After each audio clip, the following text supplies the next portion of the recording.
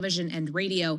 Aaron, obviously we are still awaiting confirmation from Israel that this ceasefire agreement has been reached. Would it surprise you if it had, considering the rhetoric, the developments that we had gotten out of this region just in the last 48 hours? Not really. I guess it's a question of urgency. I think as of this morning, I concluded that there is insufficient urgency on the part of Hamas and the Israelis to sign anything. And the urgency that really existed was only on the part of the Biden administration, understandably. I mean, I think we have to be very sober here. Number one, we have to wait for an Israeli response.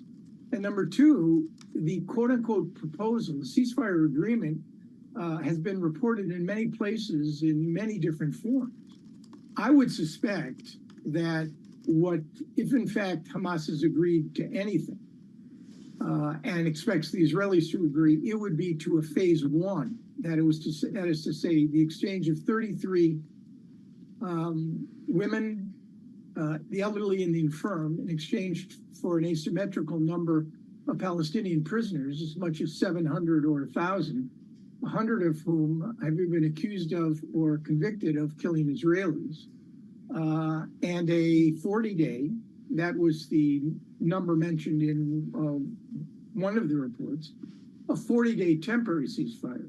What had blocked the negotiations so far is that the Israelis, one of the issues, Israelis had not accepted Hamas's demand that this phase one basically produce a comprehensive ceasefire and withdrawal of Israeli forces from Gaza, essentially an end to the war.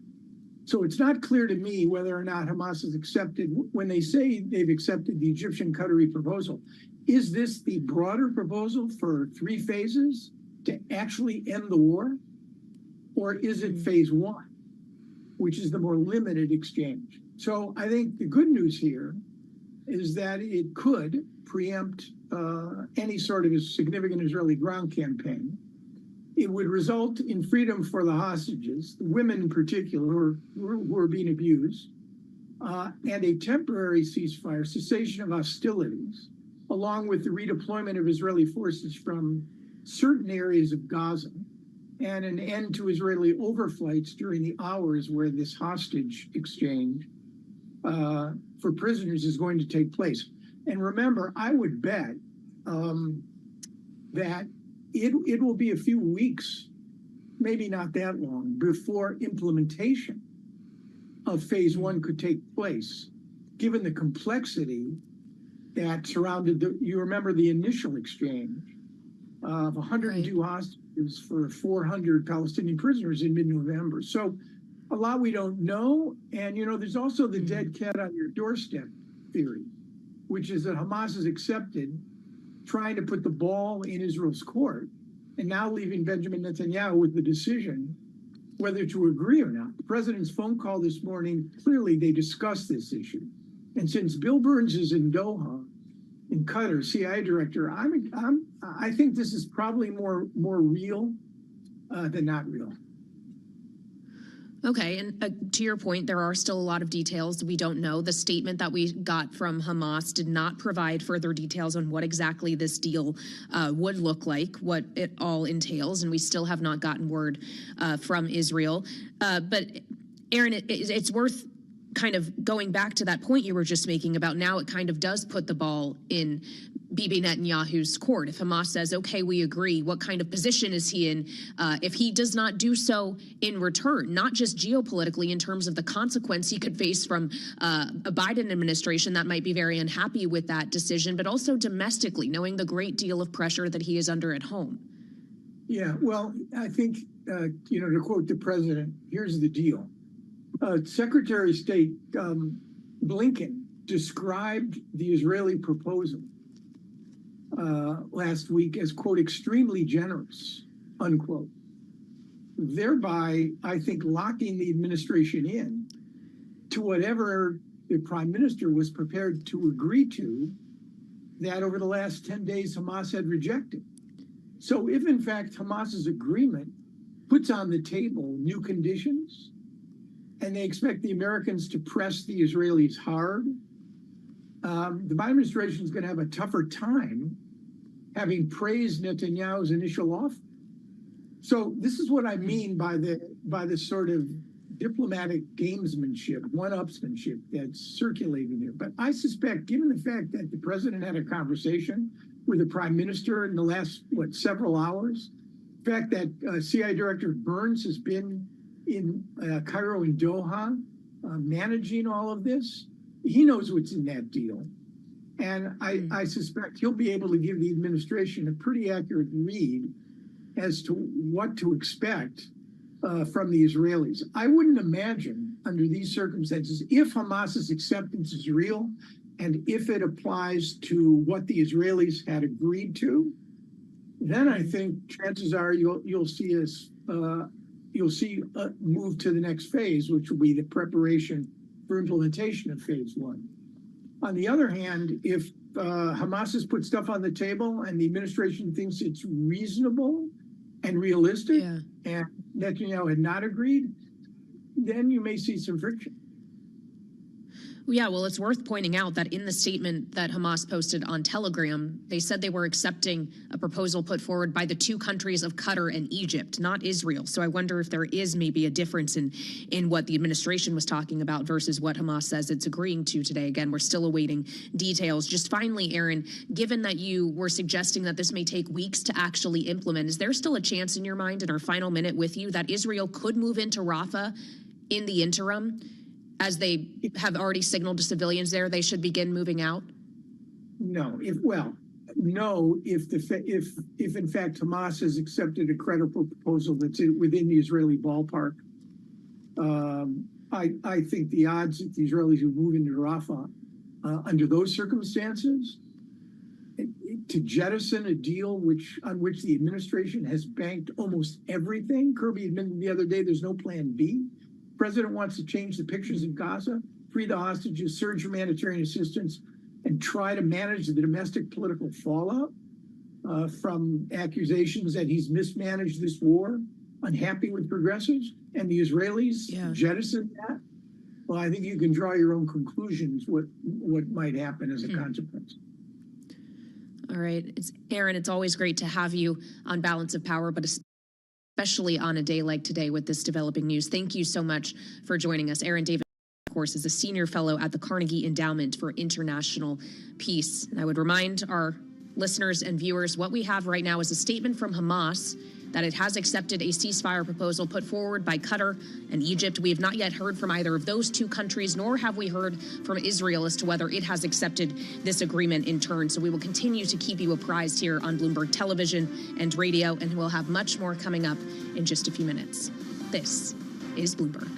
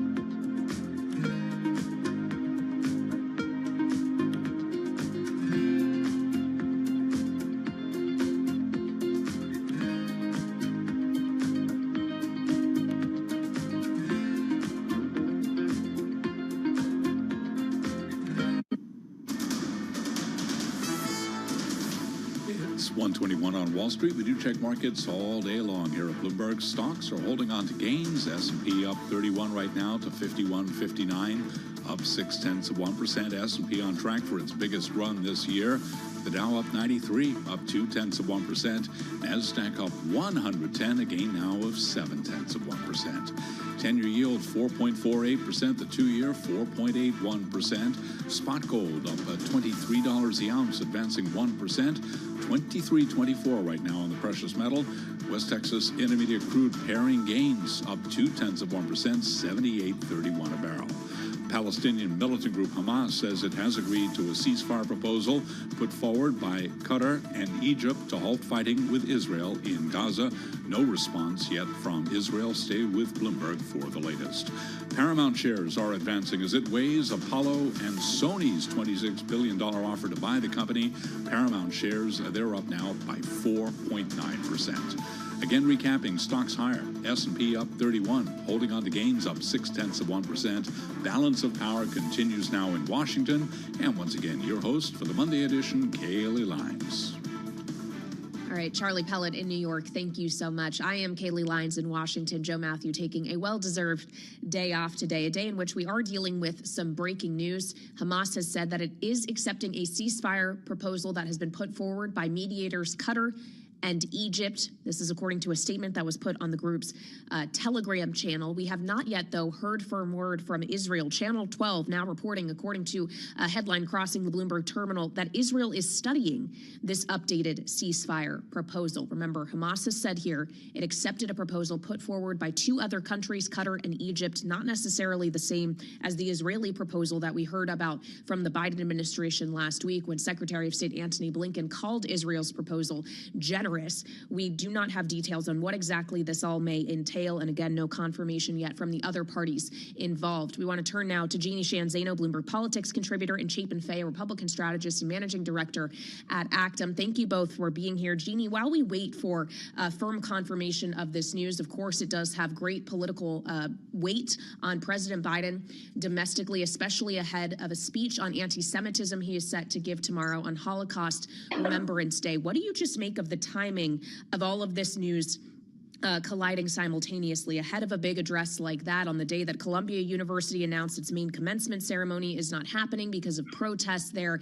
It is a very complex picture, both at home and abroad. Yeah, I mean, it is fascinating because we're less than 24 hours away from the president's speech for Holocaust Remembrance Day. And the idea that we could also be within sight, perhaps, as you keep talking about, of a ceasefire, temporary, I would assume, maybe permanent, might change the trajectory of what the president has to say tomorrow. So very, very tough for the White House to manage all of this. But I do think that the best case scenario, not just for Joe Biden politically, but more importantly, for everybody involved, including and especially the hostages there, would be a ceasefire. But I think we have to be very, very cautious on all of this because we still haven't gotten confirmation. And of course, we know Israel was on the brink of moving into Rafah. And of course, if Hamas put any conditions on this, I think that that could blow the entire thing up. So I think we have a lot more questions here, and that does make the White House's job a little more difficult as they're looking at this big speech tomorrow for the president. Well, another headline just crossing the Bloomberg terminal. The president of Turkey, Recep Tayyip Erdogan, says that Turkey welcomes Hamas's move to accept the ceasefire. Again, though, that's from Turkey, not from Qatar, Egypt, or Israel, the three countries that we are awaiting a firm word from. Chapin, just to bring you in here, of course, this is happening roughly 7 months into the war between Israel and Hamas, and now less than 6 months ahead of an election in November. To what extent do you expect this issue, what is happening in the Middle East, the conduct and approach to the relationship with Israel, is going to factor into who ultimately wins the presidency come November? Well, I would qualify this with 6 months in politics as sort of a lifetime. And with the way that things move so rapidly in today's day and age, I think there is a chance that this is in everyone's, there is a chance that this is in everyone, at least in American politics review, some people in American politics review window. Of course, it will not be for the people going through it in the Middle East. So I do think there will be a lessening of it. I think now is probably in retrospect, might be a huge inflection point, right? The president's going to give his speech There are talks of ceasefires. So it is, like Jeannie said, it is, it does put him in a harder position as he's trying to give this speech and navigate the internal domestic politics. But it's a great opportunity for him to get out there, talk about the anti-Semitism problem that's happening across the country. He'll be able to, as presidents usually do, scold Israel a little bit, show some support for the Palestinian people, and see if he can sort of thread that very careful needle on his side of the aisle, which in my view is a little bit fractured on, support for Israel or the Palestinians or Gaza or whatever is happening on college campuses these days. So I do think it's all colored by that. And I do think he has a huge opportunity. And of course, it will be under the shadow of whether there is actually a ceasefire or not. It would be great for the president to be able to stand up there after a ceasefire, at least in principle, or at least has been announced that they're close to one. That would be, I think, a good backdrop for his speech to sort of head out of this and into the summer months when economy, gas prices, inflation, as people leave college campuses, right, and go home. Students go home, that will wane right in time to convene 2 months before the election again after the end of the summer. But we'll see what the state of the world is at that point. Yeah, well, time is a weird thing in politics. Shape, and your point is very well taken. 6 months is basically a lifetime. So I will say what I'm about to say with that caveat that there's only so much polls can tell you, surely 6 months out. But I do want to point out a few polls that we've gotten over the weekend, one being ABC and Ipsos doing some polling on the general election contest between President Biden and former President Trump. Basically shows they're locked in a tight race. We all know that. Excluding people who say they wouldn't vote, Trump is winning 46-44. When you narrow it, though, to registered voters and then likely voters, Biden 49, Trump 45. So once you get to those who are actually likely to turn out at the ballot box, Jeannie, Biden is ahead. Does that just underscore that all of this is ultimately going to be, at the end of the day, about turnout? It will. And of course, I'm so glad you mentioned the screening. That's critically important. You need to look at likely voters to get a really good sense. But of course, the other issue here is we're talking national polls versus Bloomberg's poll, which is the critical states that we look at. And those key states are going to decide this election. So the national polls are obviously fascinating. I love to look at them. But the real question of a winner and a loser here is going to come on those states, those 7 critical states. Although Trump's team wants to add Minnesota and Virginia, we understand over the weekend, I don't know that they deserve to be there. That's the other complication here. But the poll was fascinating because it did show, obviously, it is a neck and neck race, and Joe Biden's challenges remain in the demographics. Young people, African Americans, that is a critical challenge for him. This has to be a referendum on Donald Trump for him to win, and vice versa for, for Donald Trump to win. It has to be a referendum on Joe Biden. They are both incredibly unpopular. Well, Jeannie, teeing me up perfectly for the next question I wanted to ask Chapin, which is, are we only really talking about 7 swing states, or should we be talking about 9? Trump's team says their polling suggests that Minnesota and Virginia are in play. Chapin, you buy it? Sure, I'll buy it. Like you said, it's 6 months out. Maybe this game and the map will change, expand, and shrink on both sides. I'd love to see a time lapse of internal strategies, electoral maps in each campaign office, and see how they move and shift over the days. I do think there will be some wild cards, as always. A state like Virginia may pop at the end for Trump. 6 months from now, who knows?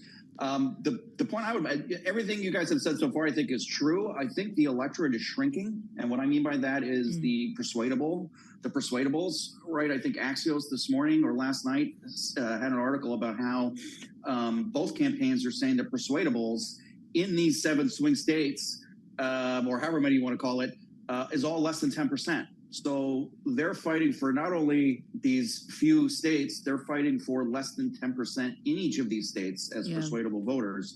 So to sort of circle back, it is going to be incredibly important for their bases to be energized and out and voting in full force to sort of, counteract the referendum on each particular candidate, which this is turning out to be. And no one should be surprised by this because, Donald Trump and Joe Biden's name recognition, nobody is not, I don't think anyone in this election is going to say I have to read more about each candidate and figure out who I'm voting for, right? That's less than 10% that we're talking about. Everyone else knows these people and has an opinion already, which is the difficulty. Then you have to get those people to vote. Yeah, very true. And when talking about the demographics and the makeup of the Democratic base, specifically, Jeannie, some other polling I wanted to point to, Washington Post and Ipsos, a poll of more than 1,300 Black adults finds only 62% of them say they're absolutely certain to vote. That is down 12 points from the 74% who said so in 2020. And the drop in turnout interest is sharpest among younger Black people. How is the Biden campaign likely to look at this polling, Jeannie? Yeah, this is devastating for the Biden team. You know, they've got a money and time advantage right now. If anything lights a fire under them, it should be those numbers you just read. Joe Biden got 84% of African Americans in 2020. He had them by big numbers, African Americans, younger African Americans in 2020. To lose that is devastating for the campaign. So they've got to use the time and the money they have while Donald Trump is in court with this fundraising advantage to appeal to that demographic in these swing, and I don't care if we call them 7 or 9 states, they've got to go on the air and they've got to talk about what a Donald Trump presidency means for these people. They've got to remind people the impact on healthcare, the impact on reproduction, the impact on the Supreme Court, the impact on freedom and liberty, all of those things that Joe Biden can, you know, look at these polls and say people give them a slight advantage, including in the ABC poll in terms of character. That's the only way they can do it. And it's going to be an uphill battle. These are really difficult numbers with the African American and young community. Yeah, another figure from this poll, nearly 1 in 5 Black voters who turned out for Biden in 2020 say they are less than certain about whether they will vote at all this year. Jeannie Shanzano, Bloomberg Politics contributor in Shape and Fay, Actum managing director and Republican strategist, our political panel today. Thank you so much for joining me. Now we want to turn to world and national news with Amy Morris. She has that for us here in the 99.1 newsroom here in Washington. Hey, Amy. Hi, Kaylee. And as you were just discussing, Hamas did say it agreed to a ceasefire proposal brokered by Qatar and Egypt to halt fighting with Israel in Gaza. Israel has said it is studying the agreement. It has not yet accepted it. President Biden and Israeli Prime Minister Benjamin Netanyahu did speak earlier today as Israel military urged its civilians to move out of the southern Gazan city of Rafah. Israel Defense Forces conducted airstrikes early this morning, and the warning is prompting speculation that Israel might be getting ready for a ground operation there. Also, Columbia University canceled its main commencement event. School officials releasing a statement saying that they'll instead focus on smaller-scale school-based celebrations. The school's been rattled by escalating protests against the Israel-Hamas war. And police are arresting more war protesters on college campuses. At least 25 arrested at the University of Virginia over the weekend. And protesters tried to disrupt the commencement ceremony for Northeastern University at Boston's Fenway Park. There's a growing call among Republicans to investigate. Global news 24 hours a day and whenever you want it with Bloomberg News Now. I'm Amy Morris, and this is Bloomberg.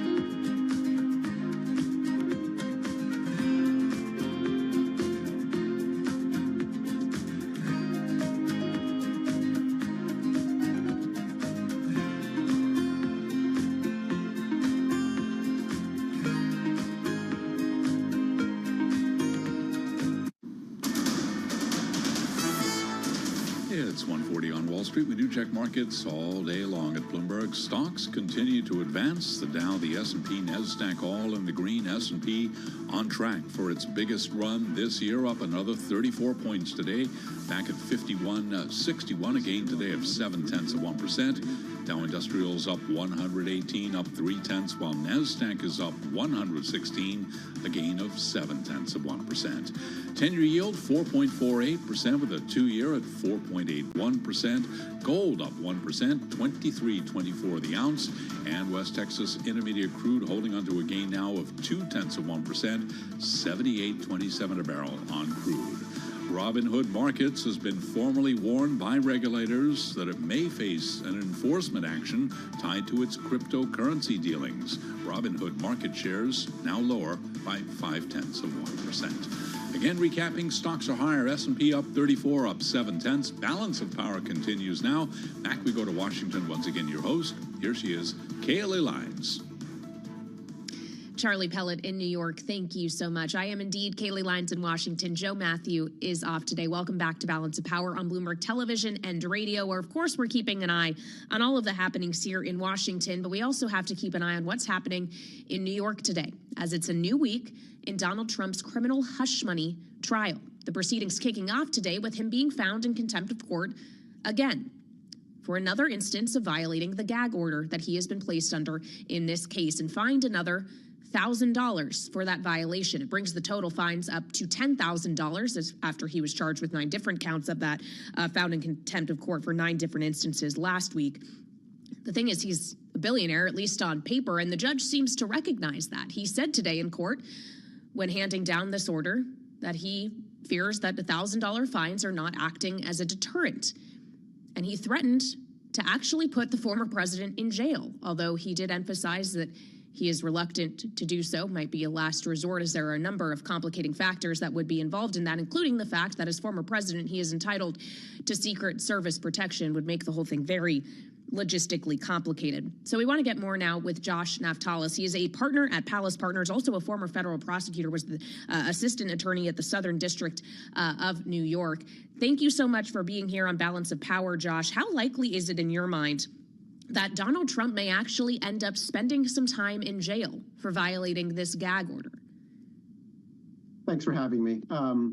As you said, the judge is trying to avoid that at all costs, which makes sense. I mean, he doesn't want to disrupt the trial, and obviously logistically, it's a nightmare for the Secret Service. So I think the judge is keeping it out there as an option, but we're not there yet, obviously. Well, when you say it would disrupt the trial, can you just shed some light as to what realistically we're talking about? It was pointed out to me earlier today by one of our legal editors here at Bloomberg that it's a frequent occurrence that a defendant is brought in from jail to attend court trial proceedings. How disruptive would it be? Would it just be it lengthens the time of the trial? Would it have to be put on pause for some period of time? What realistically are we talking about? I think both of those issues are potential complications. It could delay the trial because I would imagine the Secret Service would have to adjust and set up a protocol to bringing Mr. Trump to and from court and how he would be held overnight. That's just, Secret Service 101. There's also then the delay that would impact the trial and the worry of telling the jurors potentially that the president had been remanded into custody. And then there's also the appellate issues that this creates. I imagine Donald Trump and his lawyers would argue this is interfering with his defense, that he's no longer able to properly prepare. So all of these delays, again, as a government prosecutor, you don't want delays in your trial. You want the evidence to come in and get to the verdict. You don't want to risk losing your juror or have appellate issues get raised. Fair enough. And of course, it is the aim of protecting not just potential witnesses or likely witnesses in the case, but also members of the jury that this gag order is designed for, right? Can you just speak to why this is so important that a judge might actually be willing, if not super reluctantly, to throw a former president in jail because of it? Why is this so consequential that incarceration could be justified? Sure. So, I mean, it's the judge's courtroom. He sets the rules. And what Mr. Trump is doing is he's flouting those rules, including to try to intimidate witnesses or, get his narrative out there such that maybe jurors would learn about it. But in the end, it's the idea that he deserves a fair trial, but so does the government. He's not allowed to speak outside of the walls of the courtroom and try to get things in front of the jury or just at large to disrupt the witnesses. And that's just how trials are run. Fair enough. And of course, trials are also run with witnesses taking the stand and giving testimony, which we are continuing to see today. Today was not just about a gag order violation. Of the actual testimony we've heard so far from everyone from a former White House aide, Hope Hicks, to David Pecker, formerly of the National Enquirer, what has been the most compelling so far in terms of the actual substance of the accusations here and the question that the jury is considering? That's a good question. I mean, I think it's all a mosaic as to what's the most important. The government's trying to put in each little piece, whether it's Hope Hicks and the drama of it, whether it's when we get to Michael Cohen and specifically what was said, whether it's Pecker and how the business worked. I'm not sure which is the most dramatic. I mean, Hope Hicks obviously sounds like it's been the most dramatic. I haven't been in the courtroom. But each piece in the end is important to the government because they're going to pull it all together and say to the jury, listen, this shows that he's guilty. It's not just one day they got him. It's all the evidence that comes in over a number of weeks. Yeah, fair enough. And it is worth keeping in mind that there is kind of multiple things that the prosecutors are trying to prove here. One, that he falsified business records by misclassifying as legal costs, essentially repayments to Michael Cohen over the actual hush money itself. And then the other part of this being that there were political incentives here, that this was done with the effort to influence the outcome of the 2016 election. So we've heard a lot of substance on the business side in terms of the actual documentation, where money was moving, who was moving it, kind of how all of this logistically worked. Perhaps the more boring testimony, perhaps, that we could hear. We have yet to hear some of the more salacious testimony that we could hear, including from Stormy Daniels, the porn star herself, who is in question in this case, or Karen McDougal, for that matter, a former Playboy model. Will that be mostly just it gets the headlines, it gets the attention of the jury, it's the human interest kind of part of the story that kind of factors into this case? Or could their testimony bring real substance that informs whether or not the jury convicts him of these charges? Oh, I think there's definitely substance to what their testimony will be, including because the evidence is going to be, why did they agree to take the money? What happened with Mr. Trump? What was his motive? And in the end, what the issue is for the jury, and I think the government's going to argue, is, did Mr. Trump intend to commit these crimes? And when you hear the testimony of the two women, if you hear it from Michael Cohen as to what Mr. Trump was saying, that's how they're going to be able to put the pieces together and say, it's not just him signing checks. He knew exactly what he was doing was wrong. Well, on the subject of Michael Cohen, I'm glad you brought him up. Obviously, one of the instances, or several of them, in which Trump has been found in violation of this gag order was attacking him, calling him things like a sleazebag, for example. Clearly, the defense is trying to paint him a picture of him as being an untrustworthy witness, because he has, in fact, spent time in prison and lied, and all of these things. All of that is matter of fact. Michael Cohen, of course, maintains that he did so in protecting Donald Trump, so everything should be viewed with that lens. But does that make him a credible or a compromised witness in your mind, Josh? So Mr. Cohen's is obviously a difficult witness, but I don't think he brings that much more baggage to the table than the average cooperating witness, which is most cooperating witnesses are being called because they were involved in the scheme itself. There's an old saying that prosecutors use, which is, you don't call priests and rabbis to testify as to what happened, because those aren't the type of people that commit the crimes of the defendant. You call the co-conspirators. So obviously Mr. Cohen brings a lot of baggage to the table, but that's sort of the point. That's the kind of person you ask to commit a crime for you and with you. And I think the government's going to be able to weaponize that as much as Mr. Trump is afraid of him. Fair enough. And final question for you, Josh, as we watch the remainder of this week of the trial unfold, potentially we have several more weeks to go. How important is it, just the idea that the defense could sow doubt in the mind of even just a single juror, enough to make sure that a conviction does not happen, rather than trying to disprove whether or not these payments were actually made or anything like that, the actual, evidence of the case, where the money was going and how it was classified. Is it just about casting enough of a shadow over this idea that this really was intended to change the outcome of 2016? So I think the strategy that his lawyers, Todd and Emil and Susan, are going to go after is trying to find that one juror and sow the doubt. They don't need to prove to 12 people that Mr. Trump is innocent, not guilty. They need to find one person who just can't do it, whether that's because they don't want to do it, because they don't think the facts support it, whatever the reason is. They're just trying to get the lowest common denominator level of proof in front of one juror such that the jury hangs. I think that's his best option. I mean, the idea that 12 people would find him not guilty is unlikely. It almost never happens in a criminal case, but particularly one like this where the evidence is pretty straightforward. The question is, did he intend to do it? All right, Josh Naftalis, great to have you back here on Bloomberg Television and Radio, former federal prosecutor and partner at Palace Partners. We appreciate your time today. Now, I do just want to quickly update you on some breaking news we have been following throughout this hour. Hamas, of course, had said in a statement that it had accepted a ceasefire deal proposed by Egypt and Qatar. We now do have confirmation from the U.S. State Department that Hamas has issued a ceasefire response. This is according to spokesperson Matt Miller. He says the U.S. is now reviewing that response from Hamas with regional partners. Again, we have not yet heard firmly from Israel whether or not they too are going to accept the proposal in question. We will bring you more details on Bloomberg Television and Radio as we have them.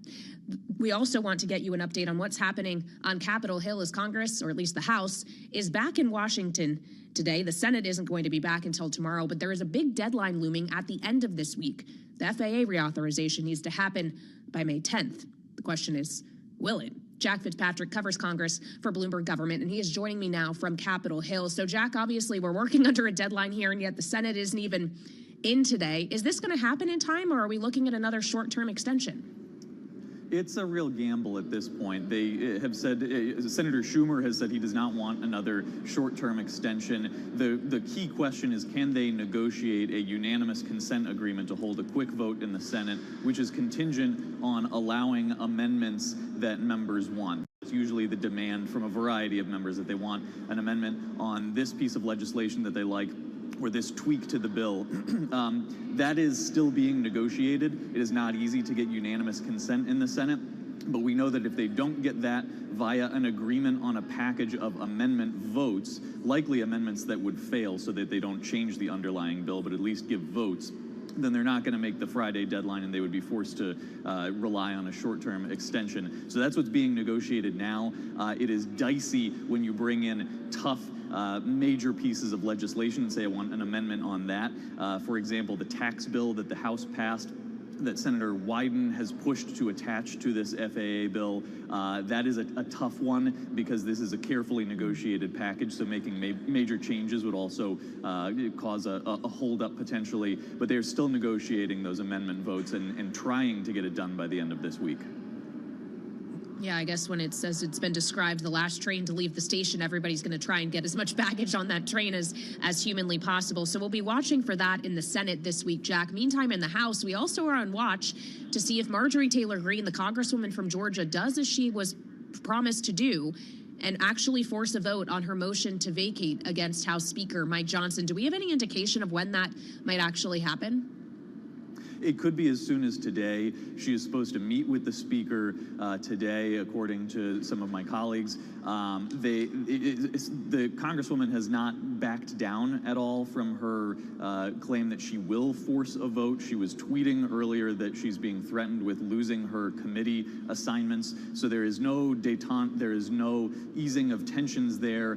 We don't know about the exact timing, but it could be as soon as today. There is a plan to vote to table it, which is a little easier for Democrats to vote to do away with the motion rather than casting a vote for Mike Johnson as Speaker. But as for the timing, it really is up to Marjorie Taylor Greene as to when she pulls the trigger on this and makes it happen. And she has not divulged exactly when that's going to happen, other than saying that she is going to do it. Yeah, so we'll be watching for updates from that meeting, which is supposed to be later this afternoon. Jack, just quickly in our final minute with you, it's also worth pointing out that a Democratic Congressman, Henry Cuellar of Texas, was indicted by the DOJ. We learned this on Friday, accused of accepting $600,000 in bribes. Are we going to see an effort to oust him like we saw when former Congressman George Santos was kicked out of the body before he was actually found guilty in a court of law? That is possible. We haven't gotten to that point just yet because this just broke on late on Friday. He did have to step down from a committee leadership role. These are serious charges. Some of them carry sentences of up to 20 years. So it's not something that members are overlooking. It's certainly something to keep an eye on to see if, especially starting with Republicans, push for him to resign. That is a possibility. Well, we know you will have your eye on that for us, as you have your eye on so many things on Capitol Hill. Jack Fitzpatrick, congressional reporter for Bloomberg Government, thank you so much for joining me. And of course, I will be back on Balance of Power later on this evening at 5 p.m. Eastern Time on Bloomberg Television and Radio. We'll continue to keep you updated on any news we get out of Israel after Hamas said it accepted a ceasefire proposed by Qatar and Egypt. In the meantime, next on Bloomberg Television and Radio, a special edition of Bloomberg Business Week with Carol Masser and Romaine Bostic, live from the Milken Institute in Beverly Hills. This is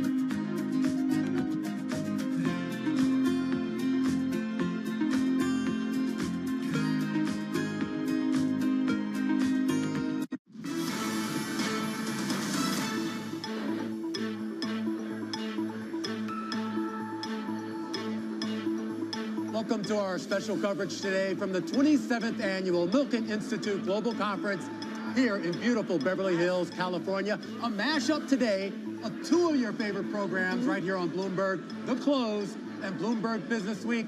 I'm Romaine Bostick. And I'm Carol Mass. There's so much going on. You can see the excitement behind us. The theme of this year's conference is shaping a shared future. And we are going to talk to several folks today who are doing just that, including the founder of biotech incubator, Flagship Pioneer, but he founded Moderna. So yeah, that's known for Moderna, but the amount of money he puts into all of these other projects. Unbelievable. And just the whole focus, the whole mission of ideas of really just trying to better the world. Right, exactly, and find treatments that are unlike no others. A lot more coming out. Yeah, a lot going on in the crypto space. We're going to hear from Jeremy Allaire, the co-founder of Circle, which manages the second largest crypto stablecoin. Watching the regulatory environment in a big way. Kyle Bass, who leads the hedge fund Hayman Capital Management.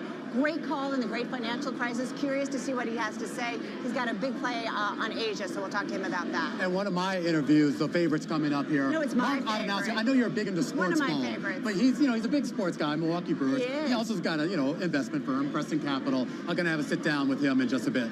We also are going to catch up with Carlyle Group's Pooja Goyal, who is spearheading billions of dollars in infrastructure and climate projects. Safe to say that's one of the main themes of Milken this year. And Mark Lipschultz, the go-ahead over at Blue Owl Capital, one of the largest direct lenders in North America, here at an event that ostensibly is about the private markets, about the alternative markets. But of course, we keep an eye on the public as well. A 3-day rally going on right now in U.S. equities. A little bit of enthusiasm, if you will, now that many people think that maybe the Fed is kind of just step back for now. We got an inflation print next week, so we'll see if that changes things. But absolutely, it feels like there's some clarity. All right, folks, we do want to get to our first guest. HPS Investment Partners is a global investment firm, major player in the booming $1.7 trillion private credit market, managing various strategies across the capital structure. Simply put, it's a direct lender with $91 billion in assets under management in private credit alone, another $20 billion in public credit strategies, but $111 billion in assets under management overall. It's a lot of money. Hope she's ready to talk about it. One of the key figures of the firm is back with us. Great to have here with us Purnima Puri. She's governing partner and head of liquid credit over at HPS Investment. That was a great intro, by the way. That's a lot. I think we're done now. How are you? Good. How are you? Good, good, good. It feels like the last couple of years, a lot has been thrown at us, right? We had the Ukraine war breakout. We had the concerns about regional banking. It felt like credit markets, things were tightening up. How are you feeling about supply this year, and how does it feel overall? This year's been a little bit of a tricky year because I think everyone's waiting for the bottom to fall out, and people came into the year with expectations of a ton of Fed cuts and things we were nailing the soft landing, 6 or 7 cuts and off you go. I think we've seen it. Expectations have tempered a lot over the course of the first quarter, and I think now everyone's kind of sitting on their hands saying, okay, will there be 1 cut? Will there no cuts? Will there be 2 cuts? And I think sort of 3 is off the table. Our view on this has been that we think credit is interesting. I mean, we're living in this kind of circa 4.5% 10-year environment, and in that environment, you've got pretty high quality yields and credit ranging, from 8 to 13%, depending on where you want to sit. So I think that would be one thing that we think things are interesting. I think, too, is that the markets have opened back up. So we've seen a lot of pendulum swinging between liquid markets and private markets. I think as the private market has grown, it's become a very real competitor to the liquid market, and the two have sort of operated in tandem. I think that's good and healthy, actually. So they're not really competing against each other anymore? I think they're competing and not. I think, last year, the year prior, you saw a ton of private credit deals that were over $2 billion in size. We hadn't seen that before. I think the number is like $80+ billion in the last 2 years. This year, there's been a lot of refinancing on the liquid of the private deals. So I think these markets operate in tandem. I would say 2 things. One is that private credit has grown, and as a result of it growing, they're competing with bigger businesses that they used to not compete in. And you're seeing that with larger and larger credits. I think you'll probably hear that from other folks as well. So I think that's one important distinction. I think the second important distinction is that within the markets, the liquid markets have opened up this year, but it's been predominantly for higher quality credits. So there's a huge segment of the market that investors are doing. Yeah. They're not doing B- and they're not doing non-rated. And that's an important piece of the equation in terms of the functioning of the markets. Private credit is a participant in that market. Does that come, though, because of the stability or relative stability, I should say, in the rate environment? Sorry, ask your question again. With rates being a little bit more stable, is that helping? I think it's helping taking a little bit of the volatility out of the equation. I think it's also, people being issuers are trying to figure out where they want to refinance their credits and when they want to. I think when people were expecting lots of rate cuts, you might have seen folks waiting a little bit longer. I think now we're living in what's broadly expected to be the zip code, and you are seeing refinancing. But I would say the difference in the liquid and private is the buyer base. The buyer base in the liquid markets likes a clean box. They like a clean rating. They like a clean box. They can do that. The private credit markets don't need that clean box. They can do a lot of structural stuff to protect their investments in a different way. Does it matter in terms of the rate environment where we top out or whether or not we get a cut this year or it's not until next year? Does it matter to you in terms of your investment decisions right now? I personally don't think it matters, but that's largely because we believe that we're going to live here in the longer end of the curve. This is the normal, right? We think this is the new normal. Now, is it 4.25? Is it 4.5? I have no idea. But, in the zone of, 25 basis points, we think we're living here. So for us, it's less relevant. I don't think there's going to be a lot of cuts. And I think that's one thing that would give people lots of convexity. But look, if you're living here, that's a good place to live for you, for an investor. Are you finding more opportunities, though, domestically? Is there still a case to be made for outside the U.S.? I mean, we're focused in our private credit, across the globe. And I would say on our liquid side, sort of mostly Europe and in the U.S. The U.S. has a lot of opportunities right now. Yeah. What is it? Okay, so it's interesting because we hear, certainly on the equity side of things, we talk about how the U.S. has carried so many things. Is it Europe that's carrying it more on the credit side of things? Or what are you seeing specifically geographically? Talk a little bit more about that. Yeah, I would say, a couple things. I think the U.S. has been a great market for us, and so there's a robust opportunity set. We know that from the size of the markets. In Europe, there's particular regions and areas that we've seen a lot of opportunity and more on our private credit side, truthfully, than on our liquid side. We've seen opportunities in Australia. We've done a lot there in terms of our private credit side over the last several years. So we've been able to see the reach across the globe. Well, I mean, what's the big, though, risk out there, or at least one that you have your eye on right now? I think there's two big risks. I think on a micro level, people focus on default rates. I think default rates is the wrong focus. Recovery rates are a big focus. And I think the recovery rate in the liquid markets, we've seen it, has been significantly lower than in prior times. There's a lot of protection in the private markets where I think those recovery rates will be higher. So I think one is recovery rates on sort of a more micro level. On a macro level, we're focused on federal deficit. We're focused on the fact that you're seeing this slow creep, and it feels like people aren't that focused on that. Yeah. Why is it different, though, this time on the federal deficit? Because we've had this conversation 10 years ago, 20 years ago, 30 years ago. 4+%. Okay. And so you think that could be? I think when you refinance an entire, you have a 100% debt to GDP, and over time, if we live in this land and you're refinancing at 4 to 4.5%, and you're growing at 2%, your federal deficit's ticking up. And then you layer on lots of potential spend issues, which are defense spending, deglobalization, green economy transition. So there's a lot of spend that has to come into play unless you believe the economy can grow at that same clip. So implications for investors over that. I agree with you that we've talked about the deficit for so long, I feel like from the beginning of our careers, but it does feel like something's different in this rate environment. How do you think about that in terms of the implications for investors and what they need to be thinking about? Yeah, I mean, I think part of it is sort of this equity credit piece of the pie, right? So, when we lived in a 4.5% 10-year environment, pre-financial crisis, 2000 to 2008, the S&P was trading at 14.5 times forward multiples. We're living in a 4.5%. The S&P is trading at 18 times forward multiples. So I think equity credit is one sort of decision point in the tree. And then within credit, I think there's a lot of places to go. I would say on this theme, we're not huge fans of taking too much risk because you don't really need to own the tail risk of defaults because the recovery piece of it can really hurt your yields. Wait, go ahead. Are you guys going to do an IPO? Oh my gosh. Just say yes. Come on, it's your opportunity. Next, Carol. All right, Romain, you finished. You tried. Purnima, it was great to have you here. Great to see you. Always great. All right, maybe we'll get an answer to that last question someday. Purnima Puri, HPS Investment Partners, helping us kick us off to the close today, Carol Massar. I had to do it at the end of my notes.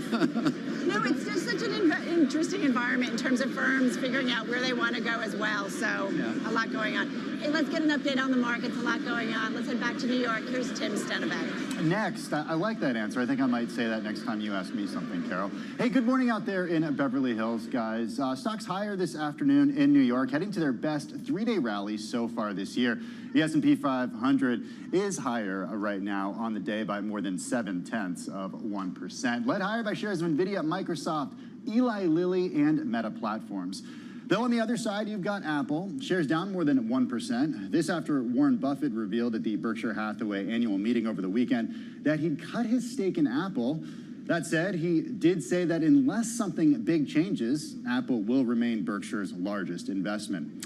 So after Vanguard and BlackRock, Berkshire is the largest shareholder in Apple with over 5% of shares, this according to Bloomberg data.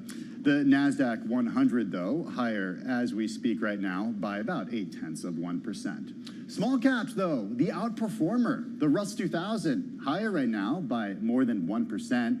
We do see on the Treasury front, yields down across the curve.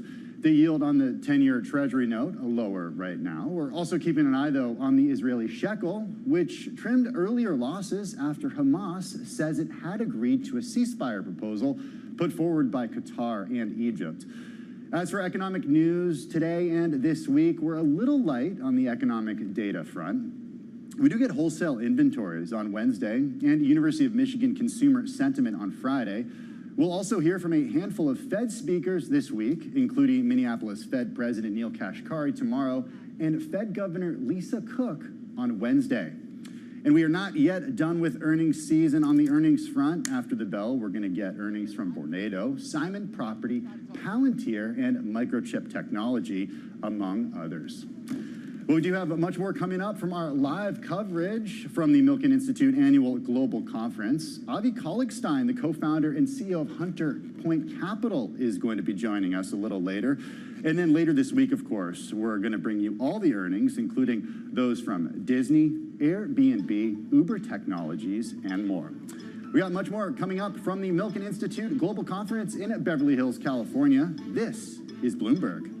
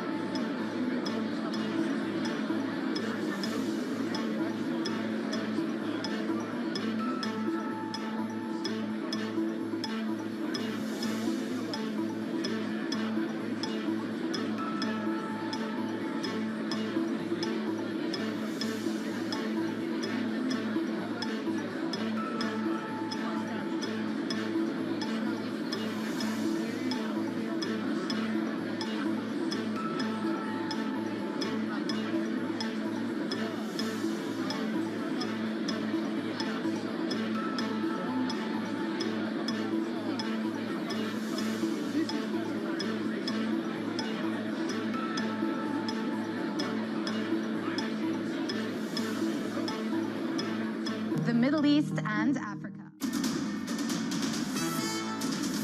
From Bloomberg World Headquarters, I'm Charlie Pellet. 2:13 on Wall Street. We're looking at an update for the Dow, the S&P, and NASDAQ. In fact, stocks are on track for their best winning run.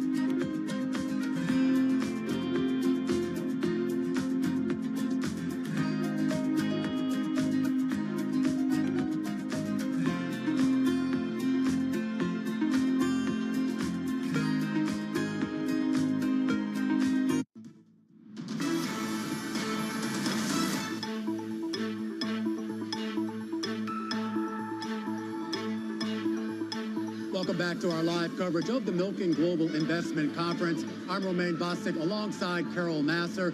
A big focus today here on debt financing, which remains more difficult than it was in years past.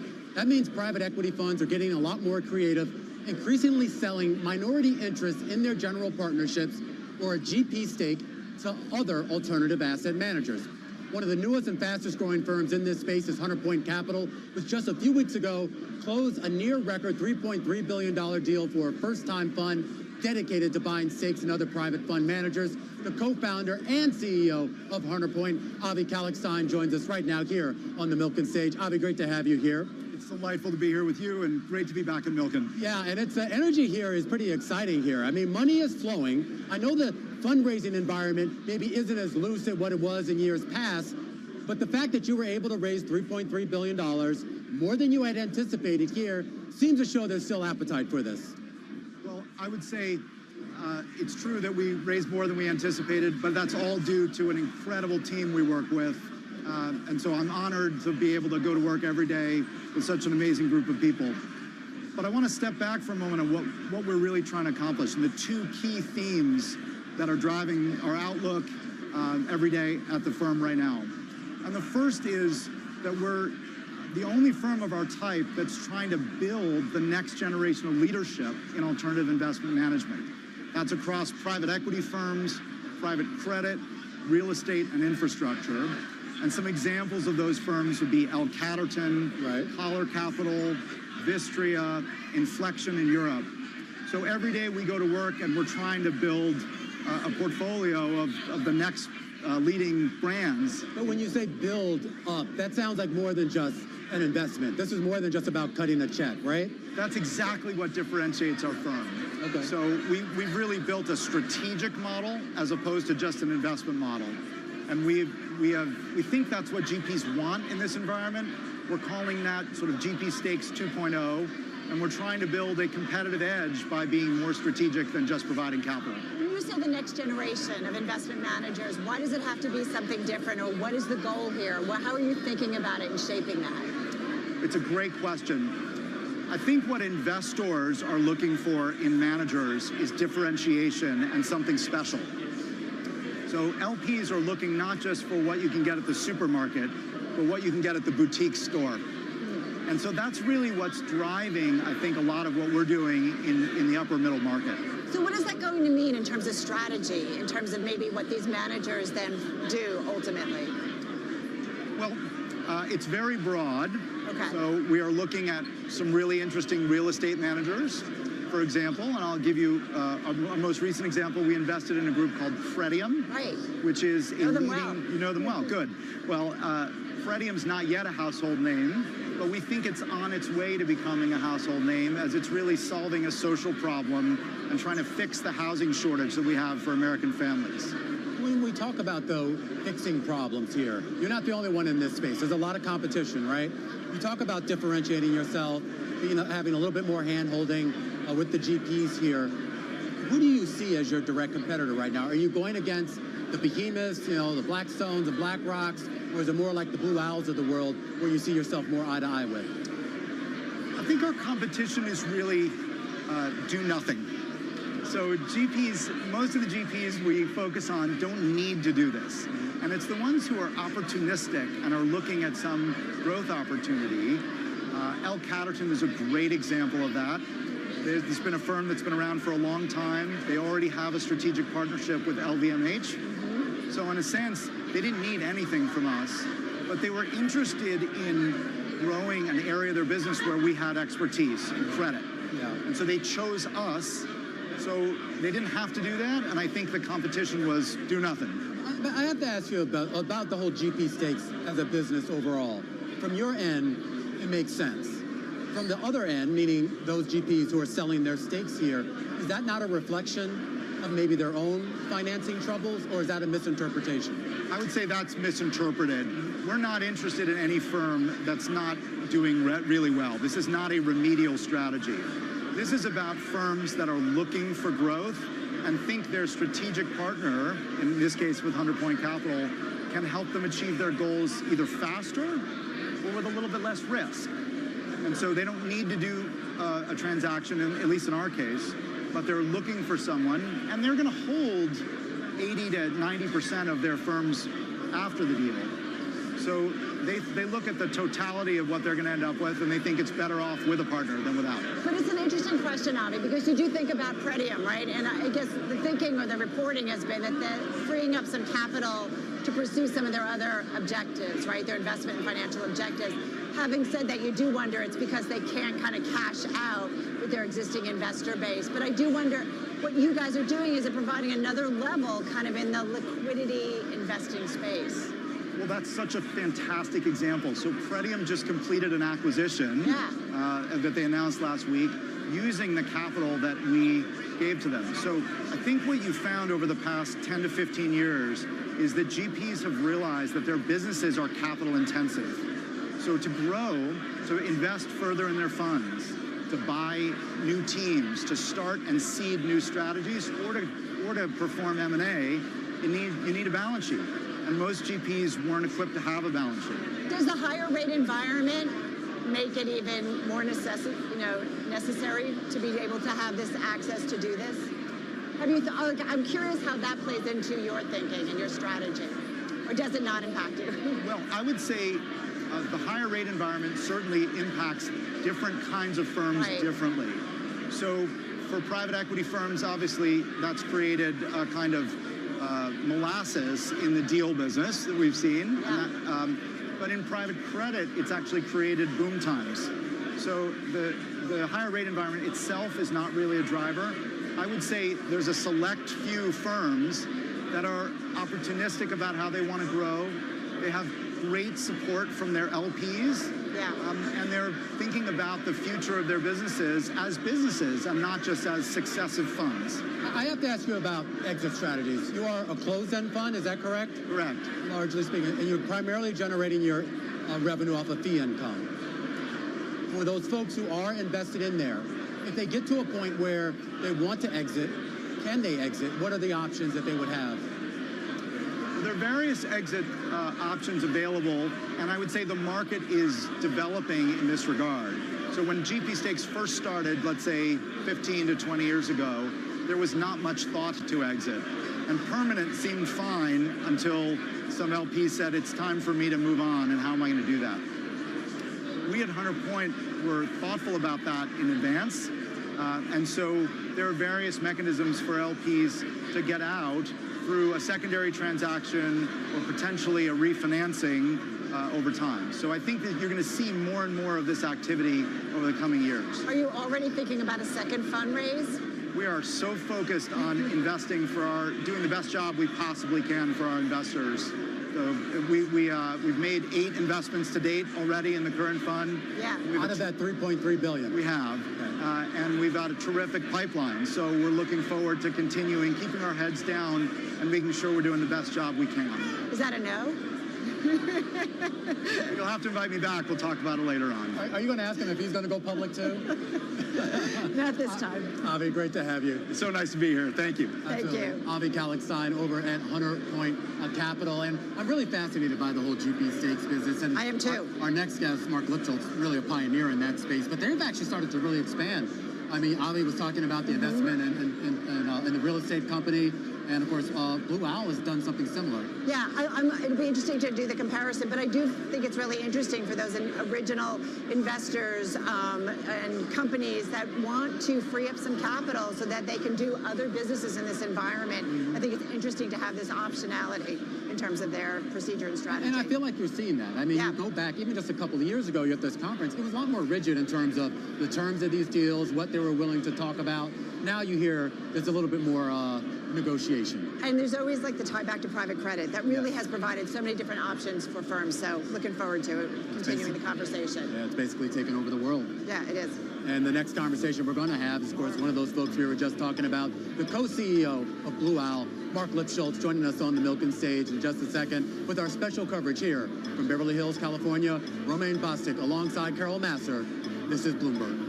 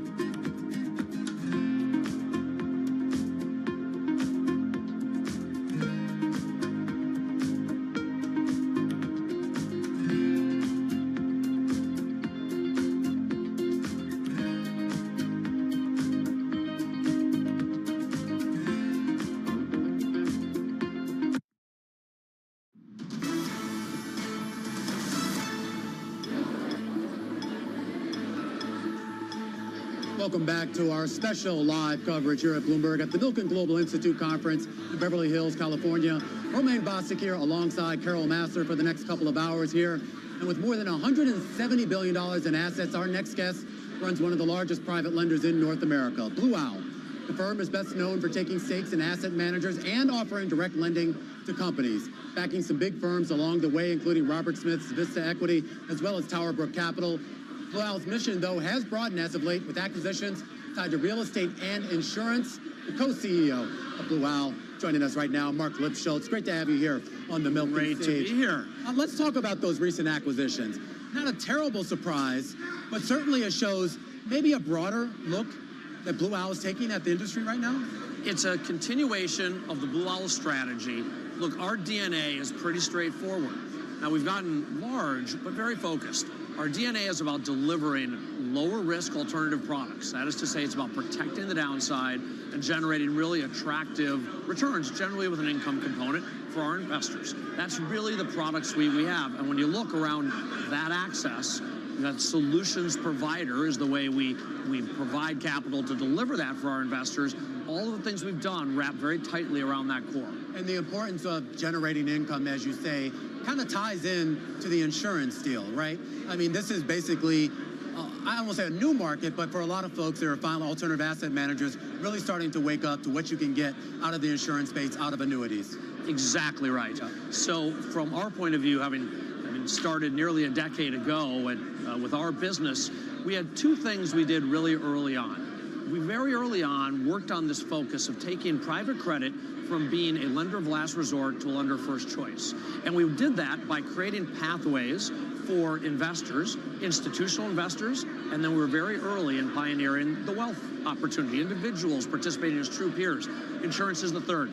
Insurance is that third leg that allows us to tailor an access point for people that likewise want durable income, inflation-protected solutions. And at the end of the day, that's what private credit is. It's about creating durable solutions that generate an inflation-protected income stream. Mark, got to ask you, everyone is chasing the insurance industry to help them put that money and cash to work. Having said that, regulators are a little bit worried. Why shouldn't we be worried about that and the involvement of private credit? So Blue Owl is helping solve exactly perhaps that question, that quandary. Look, I think there's a lot of wonderful protections built around the insurance industry as is, and there's a lot of regulations built around what all of us do in this ecosystem. With that said, I should highlight that Blue Owl's approach, and part of what took us a while to take this step with regard to insurance, was finding something that was really distinctive. And what for us is distinctive is we're not getting into the insurance business. In fact, our partnership with Kuvare is allowing Kuvare to refocus all their time and energy on liability management and insurance and not on the asset management side, and allow us to focus on asset management and not bringing ourselves into the insurance business, which is not our core competence. So it's actually going kind of the other way, which is why don't we all do what we're really good at and focus our time and energy in that spot. Having said that, what are the conversations that you're having with Kuvare about how they want to see that money managed? That's what any good partnership looks like, right? It's a dialogue. It's about working together on a common goal. And the beauty of that DNA I talked about with Blue Owl, our DNA is built around risk reduction, stability, and principal protection. But together we tailor what's that model, what's that allocation look like? And then they say, listen, your job, and hopefully we're good at asset management, you go do that so we can be the best insurance company out there. So it's really a very wise strategic choice, I think, that allows them to do what they're great at and allows us to do what we're great at. Talk about the relationship right now that we're seeing with private credit managers, alternative asset managers, and the more traditional banks. So people often like to set this up as a competition, what's happening in these fights.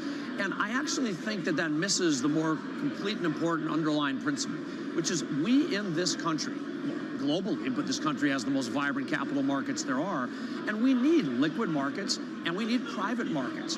And a lot of people like to argue about the pluses and minuses to every hammer, everything looks like a nail, but the truth is, to have a vibrant economy, you need durable private solutions, and there's a big role that we provide, and you need durable liquid markets, and there's a big role the liquid markets provide. Is the private side, is that providing the liquidity to the public market? The private side is providing the durability to the market as a whole. I've been in alternative investments for nearly 30 years. And you go back 30 years ago, The alternative investments wasn't even a term. Private equity wasn't a term, but say LBOs or other things like it, highly opportunistic, right? It was public markets would do almost everything, and then we'd show up and do one thing and disappear, show up and do one thing and disappear. We were the opportunistic market. 30 years later, it's flipped. The private markets, what we do, we've been providers of capital all through COVID, all through when the Ukraine war started, inflation raged, when we had problems in the regional banks. Every step of the way, Blue Owl provided credit, and the public market is the one that's become the high amplitude in and out provider. But do you really feel like the private markets have been tested yet, especially if you think how much they've grown in just the last couple of years? They have been tested, and this is one of those, hey, you never know sort of arguments that I'd say the antagonists sometimes like to make. We do know. We have decades of information on credit performance. The difference this time versus any other credit moment is we, as private lenders, have long-dated capital, so we will not have the liquidity mismatch that has often driven credit market problems. We've done more underwriting. We have stricter credit documents. We have lower loan-to-value. The one thing I think we can deduce from all the data, private credit will hold up better during the next downturn. So, okay, but you know nothing's perfect, Mark, and you've seen a lot of investment cycles where we say everything's fine, everything's fine. What areas of private credit will get into trouble, in your view? Nothing is perfect for sure. We'll be the first ones to acknowledge that. I'm sure I make a lot more mistakes than I do right choices. But what I am describing, I think, is an ecosystem that is durable, that is about matching long-term investors with long-term uses of capital. At the end of the day, the real problems come from mismatches of liquidity. And here in the private markets, what we're doing is matching long-term commitments of capital to long-term uses of capital. That's inherently more stable. That doesn't mean returns in every asset class will be good. Right. There are clearly places that are more economically sensitive that I would imagine everyone would be more cautious about. There are places, businesses that are more exposed to the geographic or the geopolitical risks we face today than others. Those are risks. I mean, I'll tell you that as our business, we've done almost $100 billion in loans. You know what our losses have been since inception? 7 basis points a year.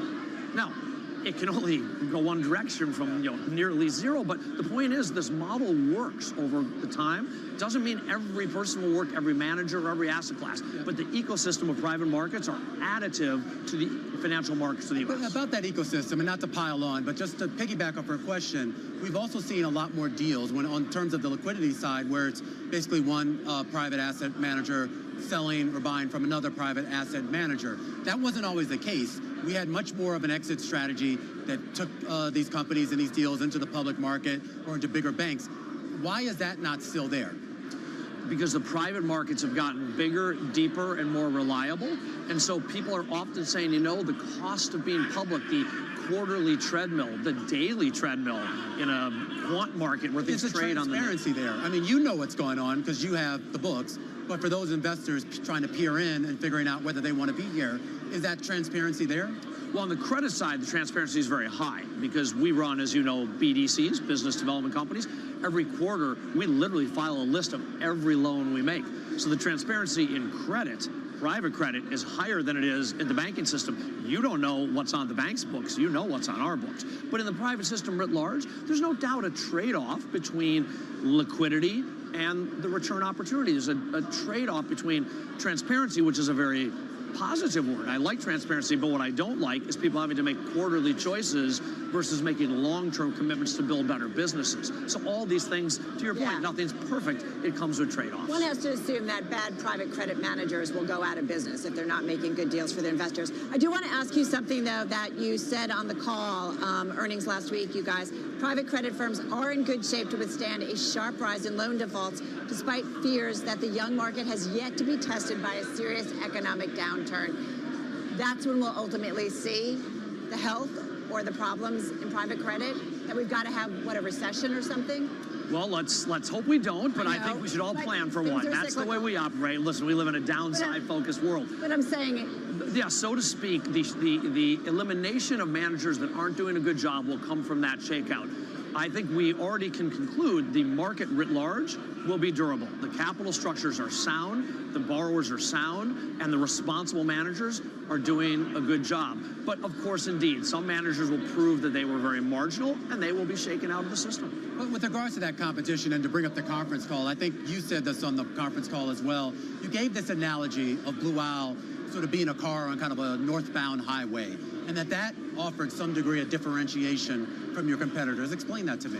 So our business is focused, which is to say that we're not as broad. We're not trying to be all things to all people. We're trying to be a handful of things that match that DNA imprint I talked about. Lower risk products, strong returns, strong income, and do that by being a partner, a solutions provider to the other alternative firms, to the PE firms that you mentioned when we started, to the insurance partner we have, to wealth investors that are saying, look, I need something durable in this world, something special. Yeah. So we're looking at a series of lanes. It's not a single lane. I think there's risk to a single lane, because when you have one product, you tend to see the world through one lens. Right. We have multiple lanes, but they all tie together, and it's important for us to be the lead car or a lead car in those lanes. But that narrowness here, you think that's going to work to your advantage, particularly as you scale? I mean, you guys are a behemoth now. You're not the new kid on the block. And, you know, you're going up against, you know, the big gorillas now who look at you and they see you as a threat. You know that, Mark. Well, it's kind of you to say that. Yeah. I look at us still in the very focused fashion we are. Yeah. But listen, in what we do, we're very big. And when I talk about that northbound lane, the difference is I can take all my time and energies and go all directions in the compass, and I worry about that, not something we're going to do.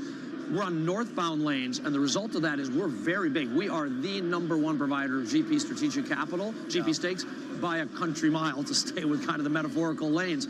Yeah. Triple net lease real estate, same thing, by a country mile. In direct lending, one of the biggest few. So look, we lead those lanes. Yeah. It's just we're not trying to drive on every lane. Yeah, and did you ever imagine this is what the lanes would look like 30 years ago or however when you would not have known. It was a country road back then. Yeah, definitely. Are you talking about this at KKR? Dreaming, perhaps. All right. Well, you've come a long way. Blue Owl's come a long way. And, of course, the entire private capital world has come a long way. Mark Lipschultz over at Blue Owl, thank you for your time here on the Milken stage. I think what's interesting in talking to Mark and others is just the spread of private credit, so that you think if when we do a downturn of some sort and there is some risk, that it's going to be spread out and then hopefully not problematic to the overall financial system. And that's the argument, right? The Absolutely. idea here is that this has been, to a certain degree, a natural diversification of some of that risk. Whether regulators buy it or not, that's a whole nother conversation. All right, we got a lot more coming up here from the Beverly Hilton in California, live on the Milken stage. But we want to kick it back to New York, where your colleague, and my colleague too, Sim Senovic, standing by with an update on the market. Sim. Hey, thanks, Carol and Romaine. Well, investors certainly aren't seeing any problems in financial markets today, seeing quite a bit of buying to start the week. In fact, stocks heading to their best three-day rally so far this year. Right now, the S&P 500 higher by 0.8%, the NASDAQ 100 higher by 0.8%, and we're seeing yield on the 10-year down 2 basis points right now. The best performers in the S&P 500 today include Micron, NVIDIA, and KLA Corp. Micron higher after Baird raised the stock's rating to outperform from neutral. On the other side, Amgen down by nearly 4% after last week investors piled into the stock in search of the next obesity drug payout. Remember, shares surged 12% on Friday. It was the biggest one-day jump for Amgen in nearly 15 years, fueled by fresh optimism about the company's future in the lucrative market for weight loss drugs after upbeat commentary from the company's CEO. All right, well, small caps today are certainly the outperformer, though NASDAQ 100 higher by 0.8%. The Russell 2000 higher by more than 1%. We are seeing yields down across the curve. The yield on the 10-year lower by a couple basis points. 4.48% is the yield we're seeing. Also keeping an eye on the Israeli shekel, which trimmed earlier losses after Hamas said it had agreed to a ceasefire proposal put forward by Qatar and Egypt. We're going to get PPI, CPI, retail sales, and more next week, though we're a little light on economic data this week. We are going to hear from a handful of Fed speakers, Neil Kashkari tomorrow, Fed Governor Lisa Cook on Wednesday. And on earnings front, we got quite a few after the bell, Vornado, Simon Property, Palantir, among others. Coming up from the Milken Institute Global Conference, we have Pooja Goyal, Infrastructure Group CIO at Carlyle. This is Bloomberg.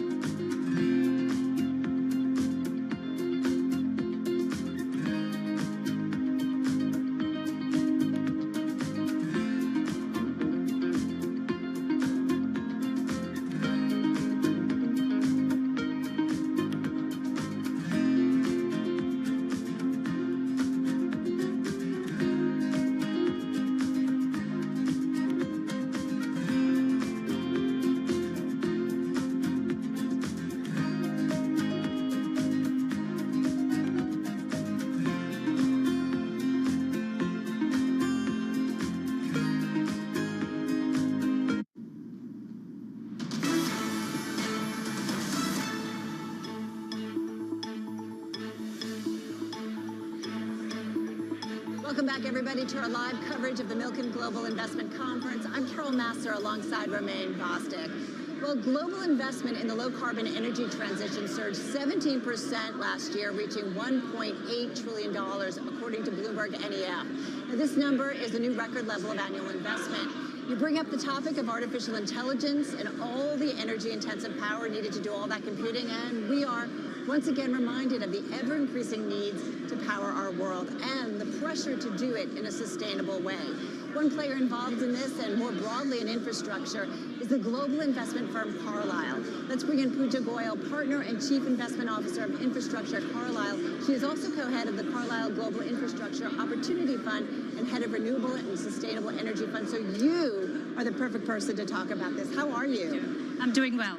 Tell us about this space. It does feel like there's a lot going on. We bring up AI, and the energy demands are just magnified many times over. Tell us a little bit more broadly about kind of the investment needs in this space. Well, you know, what you're seeing right now in the infrastructure space is a significant shift in the demand for hard assets or infrastructure assets. You know, take Milken, for example. You have some fantastic macro content here. The opening session this morning was with the IMF. And guess what? In the first 3 minutes, you were talking about energy transition. And the session actually concluded talking about energy security and the supply chain. So if you take a step back, you're in the middle of an energy transition, which is a supply-side dynamic. Compounding that dynamic is now this new demand for energy. What we are seeing at the micro level is actually very consistent with what you're hearing about at the macro level. There's a real convergence that's taking place between this asset-light, high-growth, very glamorous technology sector suddenly converging with this capital-intensive, development cycle-oriented infrastructure sector. All of this investment in technology and AI is going to require a significant amount of investment downstream in data centers as well as power generation capacity. It's amazing how AI has upended, right, the technology space in terms of capital intensity. Having said that, all the power that's needed to run artificial intelligence and all of the computations that's needed, can we do it in a sustainable way, or we're going to have to rely on some of the old fossil fuel burning, if you will, ways in terms of energy? Look, we tend to be very thoughtful as we think about investing in the energy transition at Carlyle. In fact, one of our chief energy strategists, Jeff Curry, has recently published a lot of research on this topic as well. And Harvey Schwartz this morning also said that, look, we have to be very practical as to how we approach the energy transition. You can't just flip a switch and go green immediately. We have a thesis-driven approach to investing at Carlyle, and we knew 4 or 5 years back that there was going to be a significant demand for clean and sustainable energy sources. We actually didn't like any of the existing investment opportunities that were available in the market. So any of the incumbents, we didn't like how they were organized to take advantage of that growth opportunity set. So guess what? We started our own company from scratch. Right. It's called Copia Power. We started with 4 employees, and as of the first quarter of this year, we are developing 20 gigawatts of power generation capacity in the US. What's interesting about this company is not only generating power generation capacity, it is actually building that capacity in areas where you can also develop green data centers. So now you're talking about a paradigm shift. You're talking about locating data centers to where you're actually going to produce power.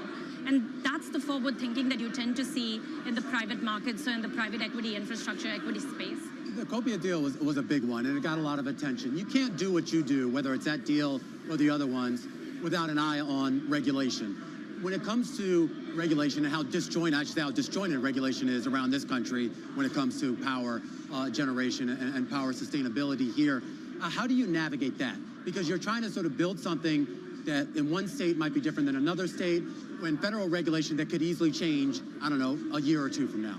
I think you're so spot on, which is why you need to focus on the micro and you can't just simply focus on the macro. Look, investing in these kind of infrastructure assets requires time, patience, but a lot of deep sector expertise. You know, regulatory insights is one thing. You need to have capital markets expertise, development expertise, permitting, procurement, and obviously commodity markets expertise as well. The view that we take at Carlyle is that you have to work in collaboration with your regulators as well as your public and private sector participants. It has to be a collaborative approach that has to be with policymakers, as well as utilities and grid operators. Remember, that is a significant bottleneck right now. You know, you're hearing about transmission constraints, even for the build out of new data center capacity. But we just have been very good at working hand in hand with local constituents, as well as public market stakeholders that have an important seat at the table. One fantastic example of that is how we're redeveloping the international terminal at JFK Airport. Yeah. You know, I flew out of JFK last night. It's a lot better. So we have to thank you. We all thank you. And look, it requires patience. It requires a lot of capital. This is a project we got involved in 2019. Right. And we worked with the Port Authority of New York and New Jersey through the pandemic. That was incredibly challenging. And today, you have a new terminal that's getting built. It is the international terminal at JFK Airport. But yes, you absolutely need to have those insights, but you also need to be practical, and you need to be humble, and you need to approach those projects in that way. A little bit later, we have to ask you what you can do for LAX, because they need some help out here. In all seriousness, though, when I hear about the project at JFK, or even with Copia, you talk about the complexity of doing that. Yes. But part of that complexity is also you're exposing yourself to a lot of supply chain risk. And we know that supply chains have been disrupted a million times over the past 4 or 5 years, from the pandemic to the trade tariff wars and everything else. How do you deal with that? So we actually think it's an important tool that we have in our toolkit at Carlyle to drive value creation in our portfolio companies. If you think about infrastructure as an asset class, what are the levers you have to drive economic outcomes? Building your assets as cost effectively and efficiently and on time as possible is important. So managing that supply chain, both from a cost perspective as well as certainty of time perspective, is important. We have some very good strategic relationships globally. And the supply chain is a global supply chain. I think it's very easy to say that you're going to onshore the entirety of your supply chain. It depends on how further upstream you go in your supply chain. So you have to be very strategic about it. And we think that it's an edge that we have right now. Pooja, how much does politics play into all of this? And I think about the upcoming November election. And does that change anything in terms of the sustainable investment initiatives that certainly the government has had its hand in it pretty aggressively? Or will the public, or will the private markets and private companies just continue that march towards more sustainable energy uses? How do you see it? It's a completely fair question. Look, the Inflation Reduction Act was extremely meaningful, but you cannot call all politics the same. You have federal policy. You also have state-specific policy as well as mandates. And look, we have fantastic insights. We're headquartered in Washington, D.C. We work very closely with our stakeholders, and those include policymakers both at the federal level as well as the state and local level. What I go back to is the fundamentals here. There is a need to invest in this infrastructure. That demand is coming both from the private as well as public sector. There simply isn't enough public policy or public capital that can actually fill the gap. There's plenty of room for private capital to actually play a very important role here. And candidly, when I take a step back and I always think about, you know, relative value comparison between what you're seeing in the public markets right now, and I'm talking about the equity or the credit markets right now, versus the results you can achieve in private markets, I actually think that private equity has a very important role to play here, simply because we're not managing outcomes to a quarterly basis. We have the ability to be patient as well as strategic with our portfolio companies and drive the right outcomes there. All right, Pooja. All right, this is now the time for the big, broad questions. Normally, Carol does this, but I'll pick it up. I gave it to you. Thank you. What is kind of the big risk, though, that you're focusing on over at Carlyle? I'm talking about longer term.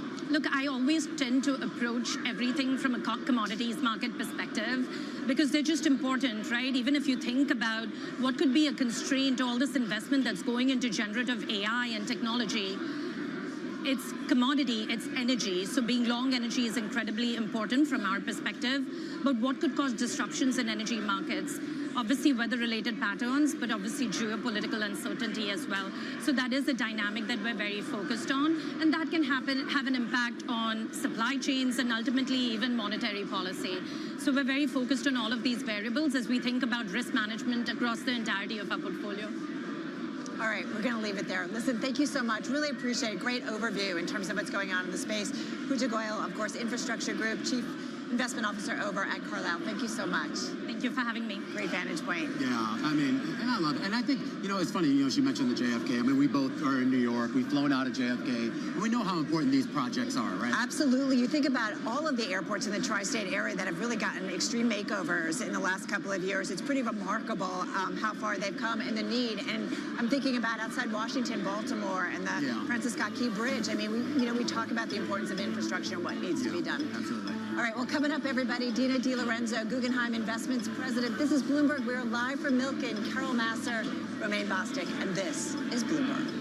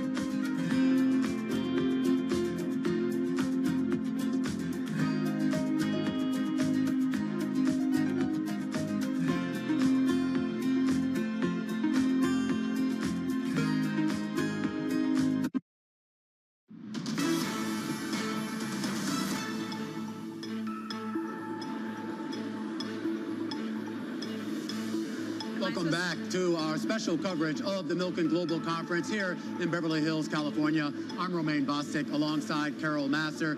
We are broadcasting live on TV and radio, Carol Masser, as we count you down to the close. That's right. We've got the close. I forget. We kind of get on Pacific Coast time, and you forget that we've got about an hour to go. We've got a rally underway. But I have to say, it's packed. I haven't seen Milken this packed in a while, and it feels like there's more of an upbeat outlook than where we were a year ago, just coming off of the regional bank concerns and crisis. Still talking about recession, doesn't feel like anybody's talking about it. A lot more optimism. There was a lot of defensiveness last year, but definitely a lot more optimism this year around. And you brought it up here. The crowd here, I mean, probably the biggest we've seen since prior to the pandemic. We just had a lineup for David Beckham. I never say it right. I know who he is. Yeah. But there was a lineup. All right, we're going to let Carol practice her linguistics. Every time, I should know. Meanwhile, we're going to continue our conversation here about the world of investing.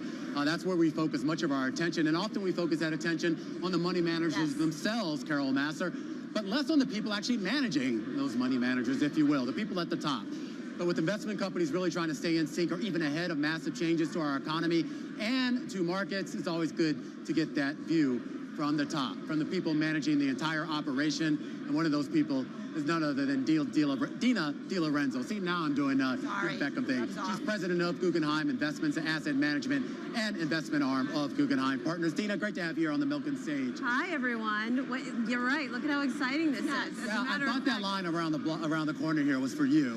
But anyway, you're probably the next. Actually, I did have a 7 a.m. panel, so yeah, it could have been for me. Well, you did a big panel this morning on the so-called Bridging the Gap. Between vision and action with 3 wonderful female leaders.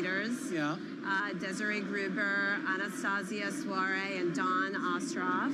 We were oversubscribed. It was really exciting, and it was a good kickoff. And I was really happy that people were willing to come out so early in the morning. But us East Coasters, we're okay with that. So, did you solve the problem? I mean, how did you actually bridge that gap? Well, I mean, we had some great advice. It was really about telling your story, right, and being able to tell your stories in a way that others can repeat it and buy into it and help you facilitate, and sometimes finding that those sponsors, right, will facilitate the strategy and then lead to execution, and listening to the stories of these 3 fabulous women, during this moderation, it was really interesting to hear how they each had different journeys within their career path. It was great. Everybody really enjoyed it. Always helpful to hear, right, in terms of how they do. Sorry, I can't hear you because my mic came off. But I think this is a thing with you and I. Whenever we meet, the mics. Yeah, we should point out, Dina and I, we did an event last month, and same thing. We had all kinds of microphone issues, but we got through it. So we got to power through this, Dina. Yeah, exactly. And we brought you on because we really want you to talk about what it's like to actually run an asset management business from the business side. The people. We've talked a lot about AI, how that's replacing some functions. We've talked a lot about the need for more staff, particularly as clients have greater demands. What are you hearing? Well, first of all, I love being the president of Guggenheim Investments. Asset management's just part of it, but it's really working with all the different people that have been at the firm for a long time. I mean, one thing that people don't know about Guggenheim Investments is that our employees, the average tenure is approximately 9 years, and we're a relatively young firm. And I think that speaks volumes about the culture of our organization. Well, we hear so much about one firm trying to poach the talent from another firm. I assume you still have to deal with that, right? Yeah, you always do, right? But I think that creating a variety of different programs for your employees and having them be invested in what you do and making sure that the mission is shared and aligned. People want to be, they're a part of it. And, right now we're seeing tremendous momentum in the fixed income markets. We manage approximately $320 billion in assets across multiple asset classes, but predominantly fixed income. Private credit is one of our areas of expertise. As you know, it's a hot market. We've been really busy innovating products as a response to our clients' needs in that particular investment class. And we've seen a lot of inflows this quarter, almost $2 billion, predominantly in total return and macro opportunities. And last year, our performance in total return was 200 basis points over the benchmark, so we did really well. With regards to the offering of those strategies, of those products, I mean, traditionally, you've been much more wedded, high net worth folks, institutional folks. Are you sort of moving down the ladder a little bit in terms of the type of client, the type of potential client that you would welcome into the fold? Yeah, so, my background was predominantly, I used to be a partner of a wealth management team. I used to oversee wealth management for Guggenheim when we had that business. And a lot of my relationships in the wealth management channel had approached me and said it would be really great to have access to Guggenheim's expertise, not only in the mutual funds, which we are big supporters of, but we'd love to be able to access those core strategies in separately managed account formats. So as a response to that and listening to our clients, we are launching probably around the third quarter of this year 2 strategies into the financial advisory channel, Core Plus and Limited Duration, which we think captures our capabilities in that space, depending on the duration needs of the clientele. Where are those clients coming from? Are they primarily, geographically speaking, are they primarily in the U.S. or are they overseas? They're primarily in the U.S., but we do see a lot of interest from our Middle Eastern clients, our clients in Tokyo, as well as the Middle East. Does the interest rate environment change that demand at all? Well, I think that right now, because you're looking at a the easing of the rates, right? There's a lot less risk perceived in the fixed income markets versus equities, and I do think that we're starting to see an uptick just by virtue of the flows I just told you about, and the AUM growth that we had from the end of 2022 was 285 billion. We're at 320 right now, so I think that says a lot. All right, Dina, great to have you. A nice view here of the asset management industry. Dina DiLorenzo over at Guggenheim Partners. All right, we're going to get an update here on the markets. Carol, do you have something to say? No, I'm listening. Okay. All right. That was really interesting. I love hearing about the culture of different firms, especially a massive firm, and it's really important when it gets to be so big, and the importance of remembering the people that do it all. Yeah, and just a behemoth of a job, really trying to manage that many people and that much money. Let's go back to New York here. Tim Stenovic standing by with an update on where we stand as we count you down to the close. Hey, good afternoon, Carol and Romaine. I'm keeping an eye on shares of Boeing. This after the Wall Street Journal reported another investigation into what's going on over at Boeing. This one about the 787 Dreamliner. We're seeing shares move sharply lower for Boeing, down 1.4%. This again after a headline from the Wall Street Journal that says the FAA probes Boeing 787 inspections, possible false records. We're also seeing shares of Spirit Aerosystems move lower on the news as well. Taking a wider step back, though, and looking at the markets, we're still seeing some buying to start the week. Stocks are close to their best levels of the day, with the S&P 500 up 0.8%. The NASDAQ 100 higher by 0.8%, and the Russell 2000 higher by 1.2%. Right now, stocks are close to their best levels of the day as a result of some optimism about what's going to happen with the Federal Reserve, and if we saw a little bit of dovishness last week from Fed Chair Jay Powell. I also keep an eye on shares of Tyson Foods. This is because the company reported earlier today that there's some chicken production headwinds right now. Ongoing beef challenges, there's a pressured consumer. We're seeing shares down by 6.8% on Tyson Foods. Finally, geopolitics certainly front and center. Keeping an eye on the Israeli shekel, which trimmed earlier losses after Hamas said it had agreed to a ceasefire proposal put forward by Qatar and Egypt. Finally, keeping an eye on what's going on with earnings after the bell, because we are not done yet, guys. We're going to get Vornado, Simon Property, Palantir, Microchip Technology, among others. We're going to bring those numbers to you live as soon as they cross. Carol, back to you and Romaine at the Milken Institute Global Conference.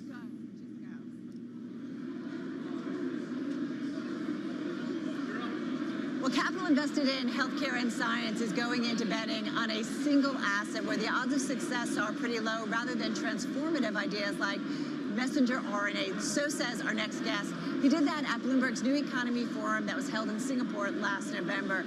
He is, by the way, the co-founder and chairman of Moderna. We're talking about Nubar Afeyan. He is also the founder and CEO of Flagship Pioneering, which has done a lot of things, including developing more than 100 scientific ventures, resulting in over $100 billion in aggregate value, thousands of patents, and also patent applications, and more than 50 drugs in clinical development. We welcome him here at Milken. Great to have you here with us. How are you? I'm doing well, thank you. Thanks for having me. We want to start with Moderna, and we're going to broaden out a little bit. But what do you think of Moderna in terms of its future? The company's certainly been cost-cutting, kind of trying to find its way still after the pandemic, where it really was just on fire, as you know, in terms of the performance and the demand. We're in a different environment. How do you think of Moderna going forward? Well, look, Moderna was a company that was already 10 years old when COVID hit our shores. And while the world didn't know about it, there had been a lot of investment made and platform development to be to be able to serve lots of vaccine and drug needs, we had not anticipated a pandemic. But when that came, we basically pivoted the company to be able to rise to the challenge. And we didn't know if mRNA technology would work, but it certainly was ready to be tried. We tried it, we scaled it up, we went from 1,000 to 1 billion doses of something that really did have an impact. And during that time, we scaled up, we made a lot of investments, and we knew all along that those would have to de-escalate, and we would have to back into the platform we had already been developing, which today has 50 different programs in the clinic being tested in humans, and 3 very late-stage assets beyond just COVID. So it's having impact on other infectious diseases like influenza, like RSV, very late stage. It's also having impact on cancer. And the cancer is not just one cancer, but eventually we hope it'll be many. So it's a real kind of pharmaceutical company in the making. But importantly, the reason we can do all this at the same time is that it really is the first class of information molecules that we can put in the body that can do different things the way we instruct them. And that we've never seen before. So where this goes really is a function of all the different tests that we're doing, working with the FDA to get drug after drug, vaccine after vaccine to the market where patients need them. AI, artificial intelligence, I know this is something that you think about certainly in terms of drug development. Where do you see it all going, and how does it help us in terms of future applications and future treatments, and maybe even better ideas when it comes to treatments for individuals? So AI has gotten a lot of notoriety, especially in the consumer or business space, as a productivity enhancing tool. In our world, in science, AI will be very different. It will be a way to augment human intelligence. We can come up with new ideas, new hypotheses in science by the thousands, where humans used to come up with a few. We can test them through automated lab systems by the millions, where we used to be able to do thousands. And that compresses the time and searches vast spaces for new solutions. That it's very timely, because when you marry an information technology revolution, like in AI, with an information molecule like RNA and others, suddenly you begin to be able to unlock what's been a black box in how you develop drugs. Very low probability of success, 2-3%. I think it's going to increase significantly. It won't happen overnight. It won't be predictable which one goes first. But I think over time we're in for a period where we're going to have much more effective drugs that are also more affordably developed and hopefully eventually more affordable to society. Well, does that mean that it will be more cost-effective using this technology? We've talked a lot about the cost of AI, the cost of these programs. Is the end cost to you or to whatever the drug developer, is that going to be lower or at least more manageable? It should be, in the sense that a lot of the cost in drug development has to do with the low probability of success. So every drug that makes it has to essentially subsidize all the ones that don't from any given platform, from any given research group. So the reason the pharmaceutical industry has tended to struggle with that is the low odds. If we can get the odds to be increased through automation, through convergence of IT, that is a different calculus. Nubar, unfortunately we have to wrap, but really great to get some time with you. Thank you so much. Thank you so much. Our thanks to Moderna Chairman and co-founder Nubar Afayed. Coming up, Jeff Aronson, Managing Principal at Centerbridge. This is Bloomberg.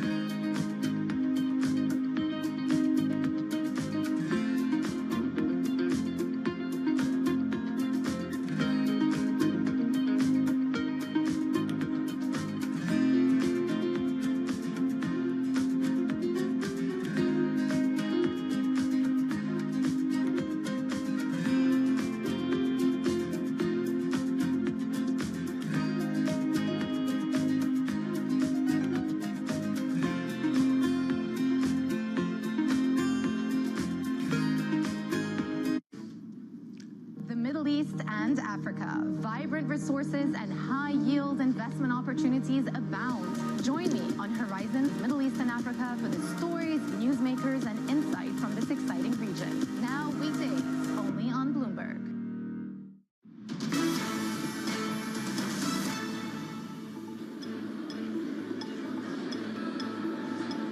Welcome back to our live coverage of the Milken Global Investment Conference. I'm Carol Masser alongside Romaine Bostic. A lot going on, and we've got a great guest to kind of give us the macro environment. New York-based Centerbridge invests across private equity, private credit, real estate, has about $37 billion in capital under management, $18 billion in PE, $16 billion in private credit, and $3 billion in real estate, just to give you a little bit of the backdrop. Our next guest is a co-founder of Centerbridge and is participating in a panel here at Milken. It's looking at how private investors continue to step in where traditional banks do not.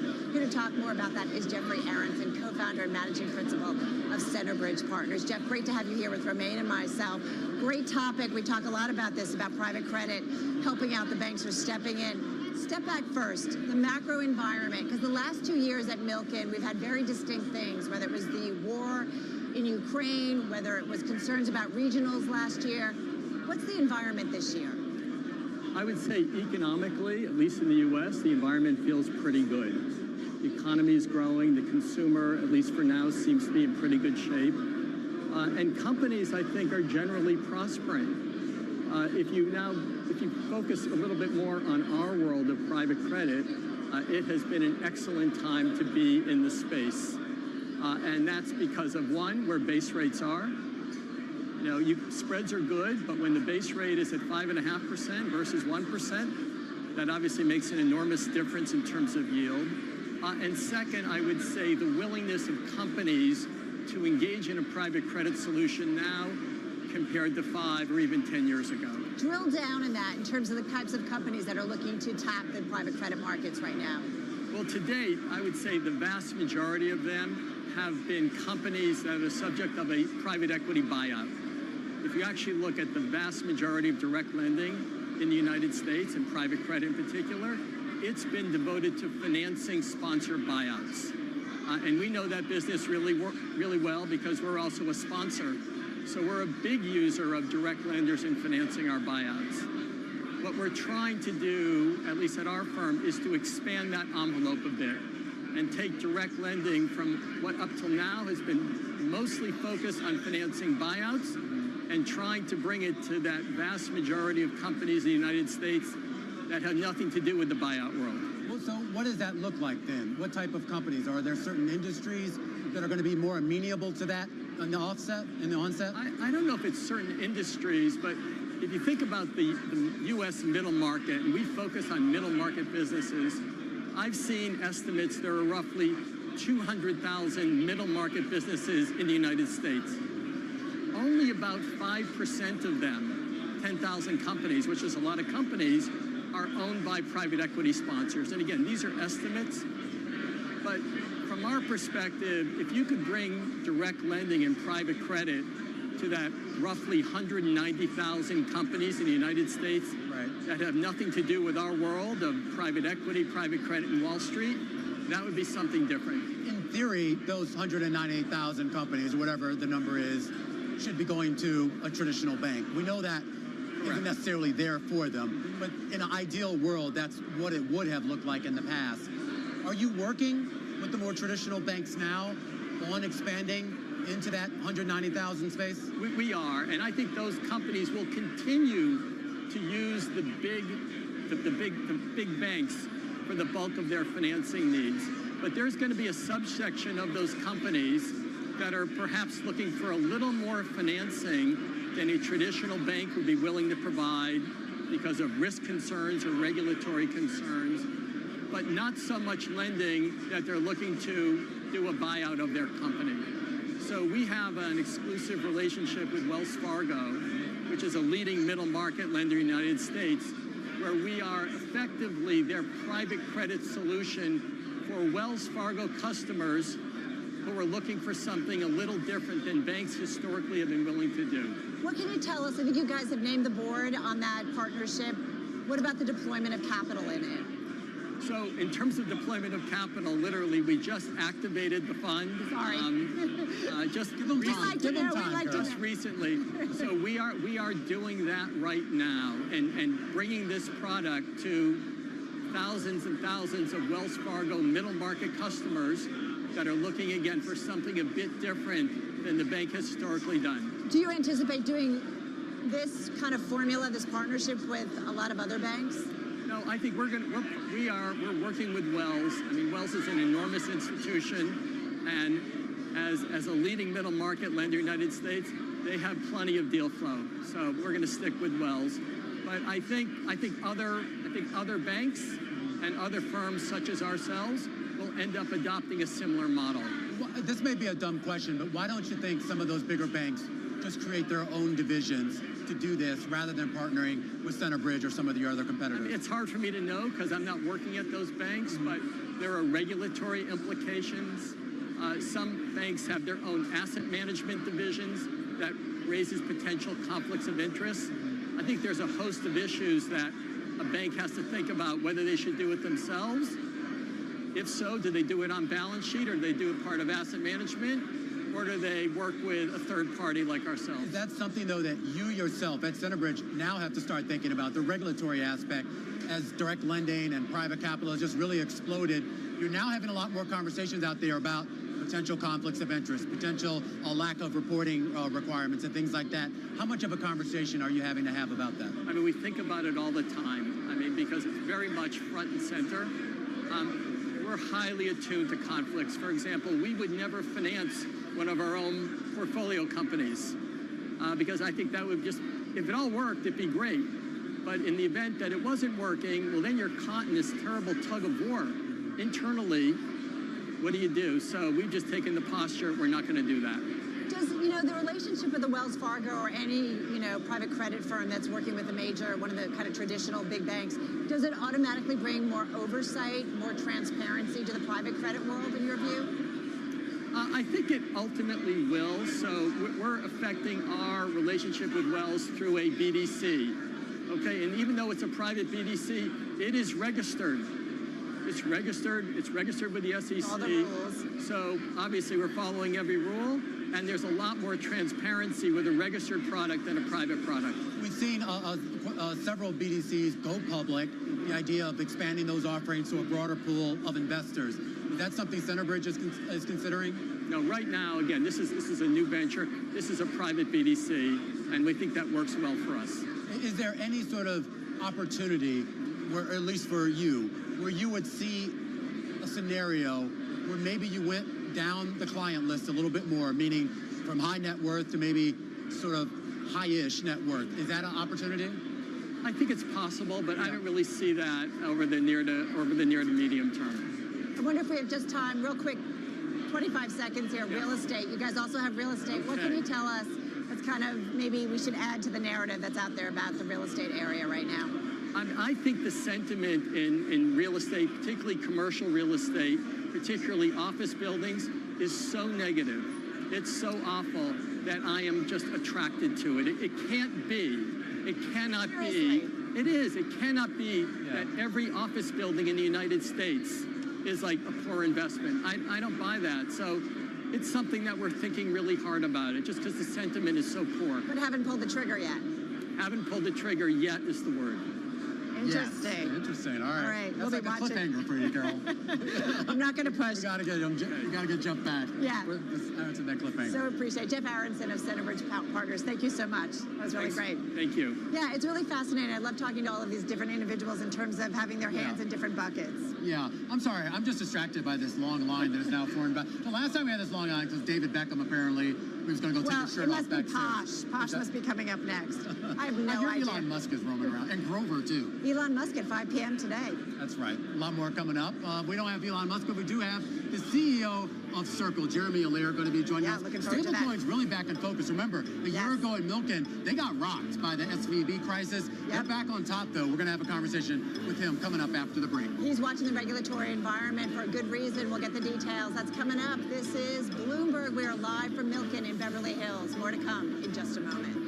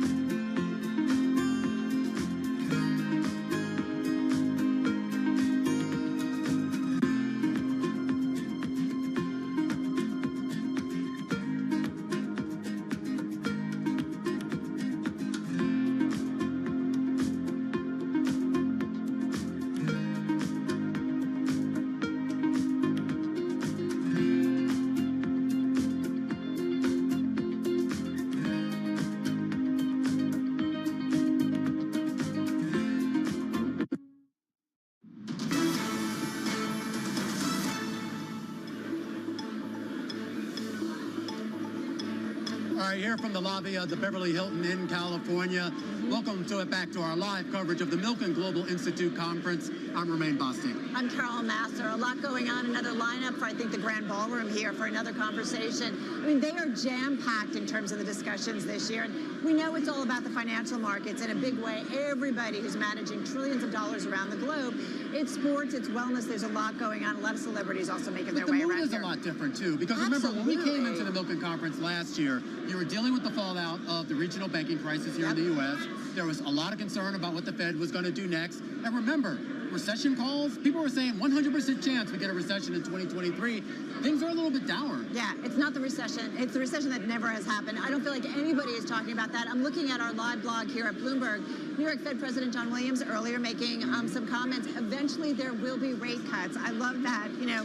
Yeah, this has kind of been the big narrative in terms of what happens for financial markets, what happens to the economy. Although I do feel like we brought up rate discussions, but it's not been dominating our conversation. No, and for a lot of these folks here, they'll tell you it doesn't matter as much. Right. Obviously, a lot of their fees, a lot of their returns are kind of a little bit variable with rates. So as they go up, they make more money. Of course, there are broader issues about the health of these companies that are reliant, of course, on that financing and whether maybe something sort of obscured. Anyway, we do want to check in on the public markets, Carol, because there's a lot of enthusiasm there, too. I know Tim Senevik's been keeping an eye on it with just about 29 minutes until we get to those closing bells. Tim. Yeah, that's right. Less than a half hour and continuing to see buying into the close. The Dow, the S&P 500, and NASDAQ near their best levels of the day, just off of those. The Dow right now higher by close to a little more than 0.2%. The S&P 500 higher by 0.7%, and the NASDAQ 100 higher by 0.8%.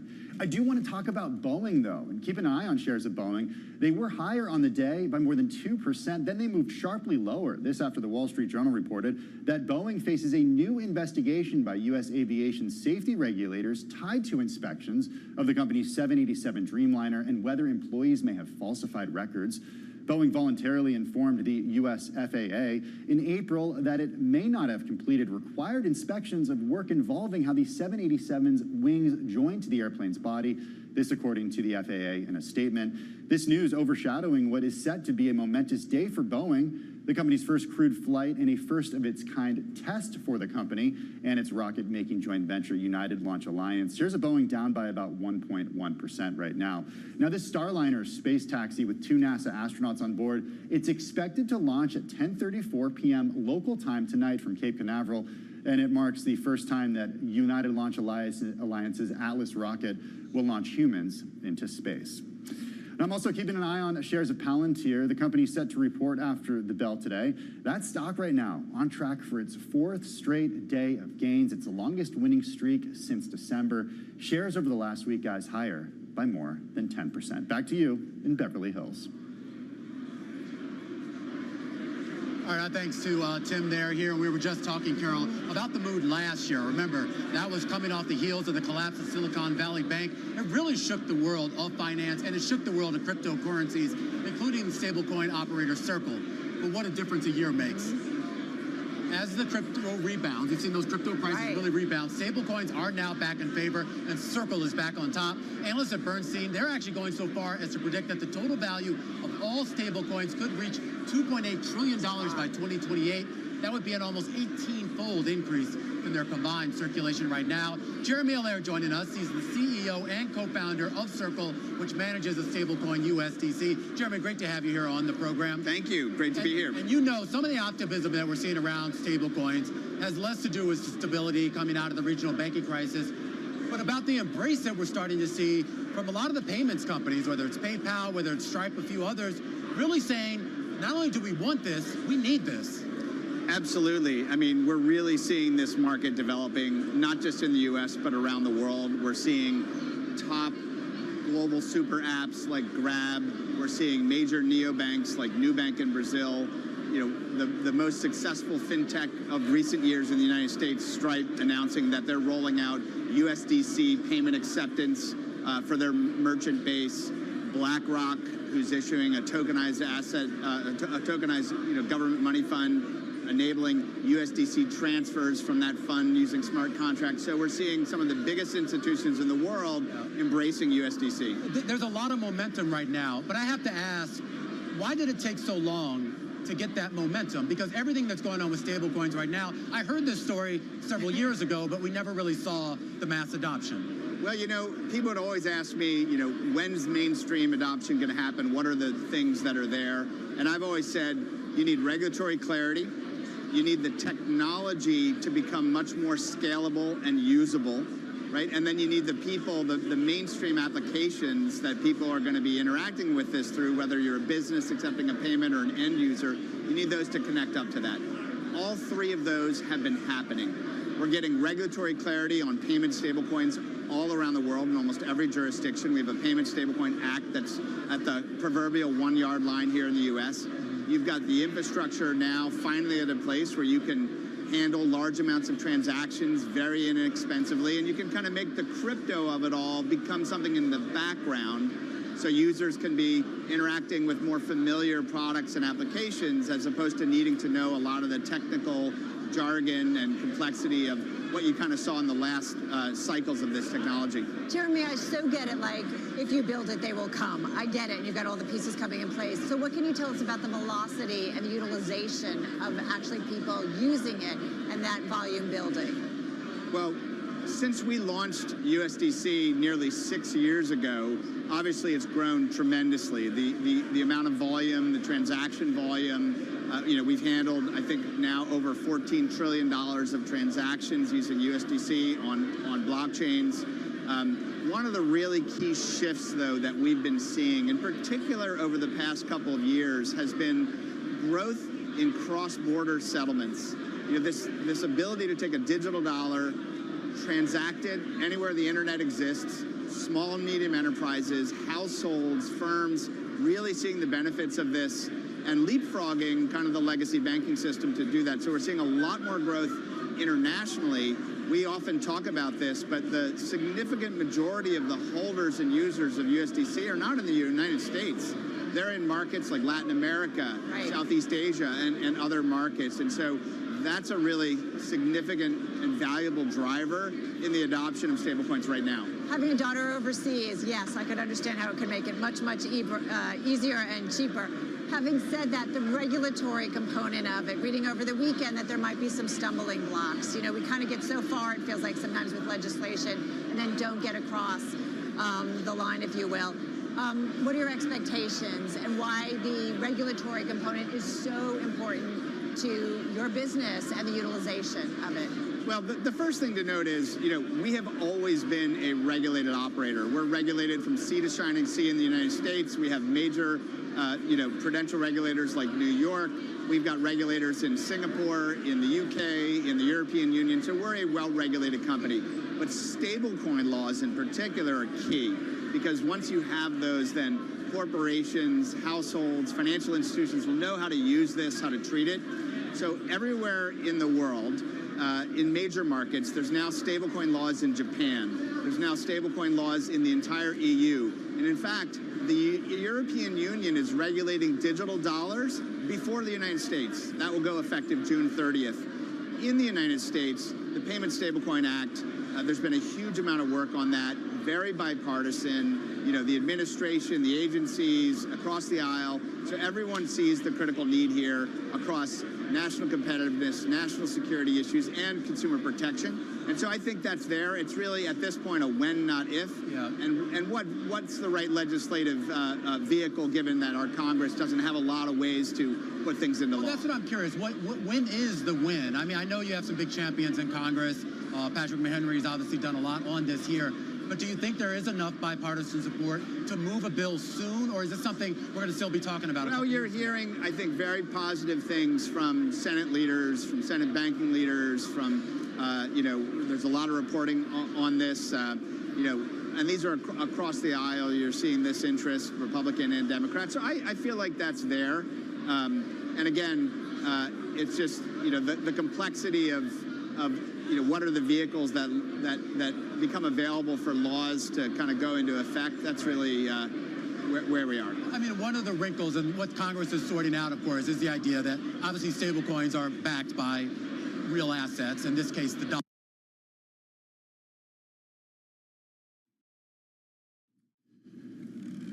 We're looking like we're having some issues with the connection out there in Beverly Hills. That was Jeremy Allaire of Circle talking to Romaine Bostic and Carol Masser. We're going to bring you back to the conversation with them in just a few minutes. In the meantime, let's check the markets as we do get into the final 20 minutes of trading here in New York.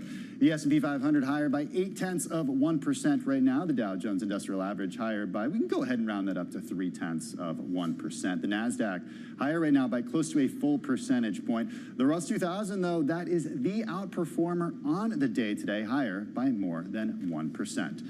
I do want to check in on shares of Boeing. It's a story that I continue to follow. They move sharply lower after they are higher by more than 2.3% today.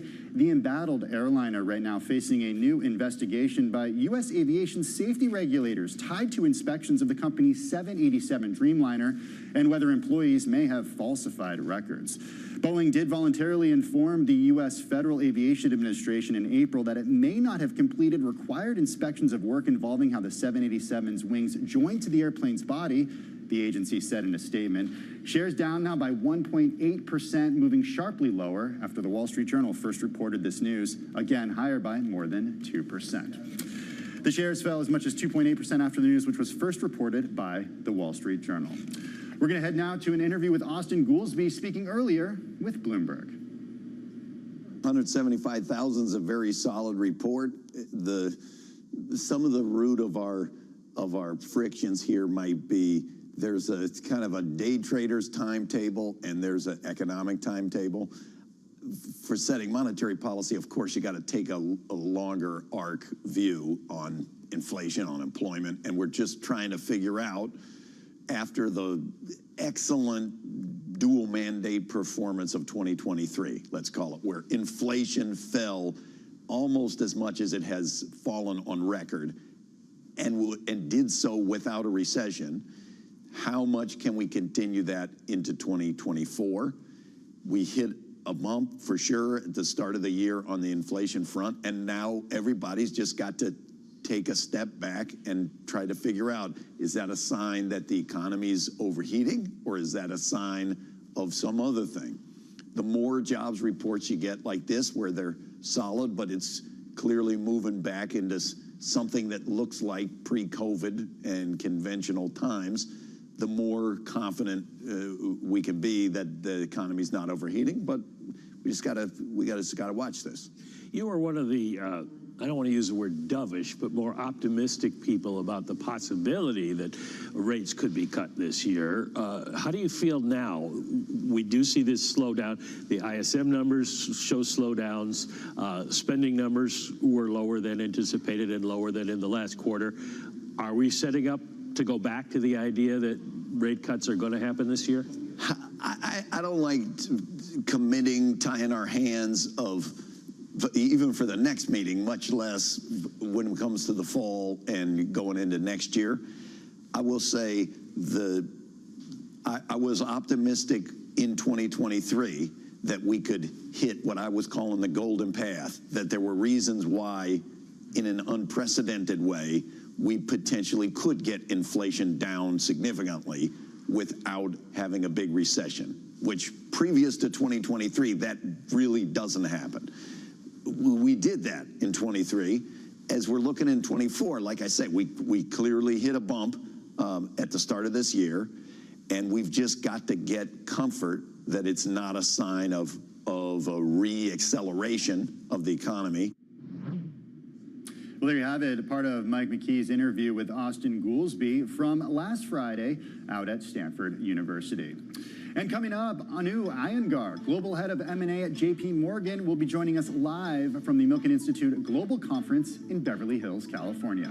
This is Bloomberg.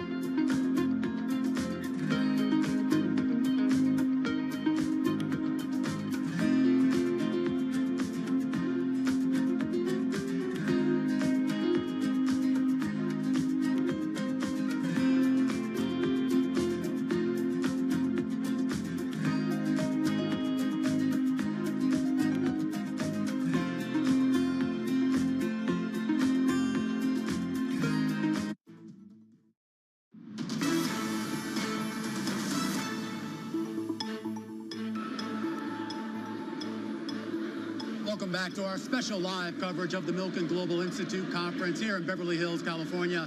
I'm Romaine Bostic, alongside Carol Massar, and the lines, they just keep queuing up, Carol. I was trying to think, like, who was going to be the biggest draw, right? We had John Williams in the New York Fed a little bit earlier. Right. We had David Beckham. Right. Well, I didn't see, but we saw the line waiting for him. Right here. There's now a long line of people waiting to see Javier Milei. Correct. And we still got Elon Musk stopping by at some point today. It's unbelievable. If you look at the reporting, like, this is considered to be, I think, one of the years where you're seeing the most people here and really the highest profile of speakers, and you can definitely see it. I mean, the excitement. But I never remember in terms of all of our broadcasts seeing the lineup and just people packed. And you can really tell it also by the amount of security. There's much tighter this year than what we had in years past. Absolutely. A testament really to all the big players here. And we have another one coming up on the show right now. We want to talk a little bit about rising stock markets and kind of that plateau in Fed rate hikes, which has actually given a lot of corporate buyers more confidence in pursuing mergers and acquisitions. M&A volumes here in the U.S., they're up 60% year to date to more than $400 billion.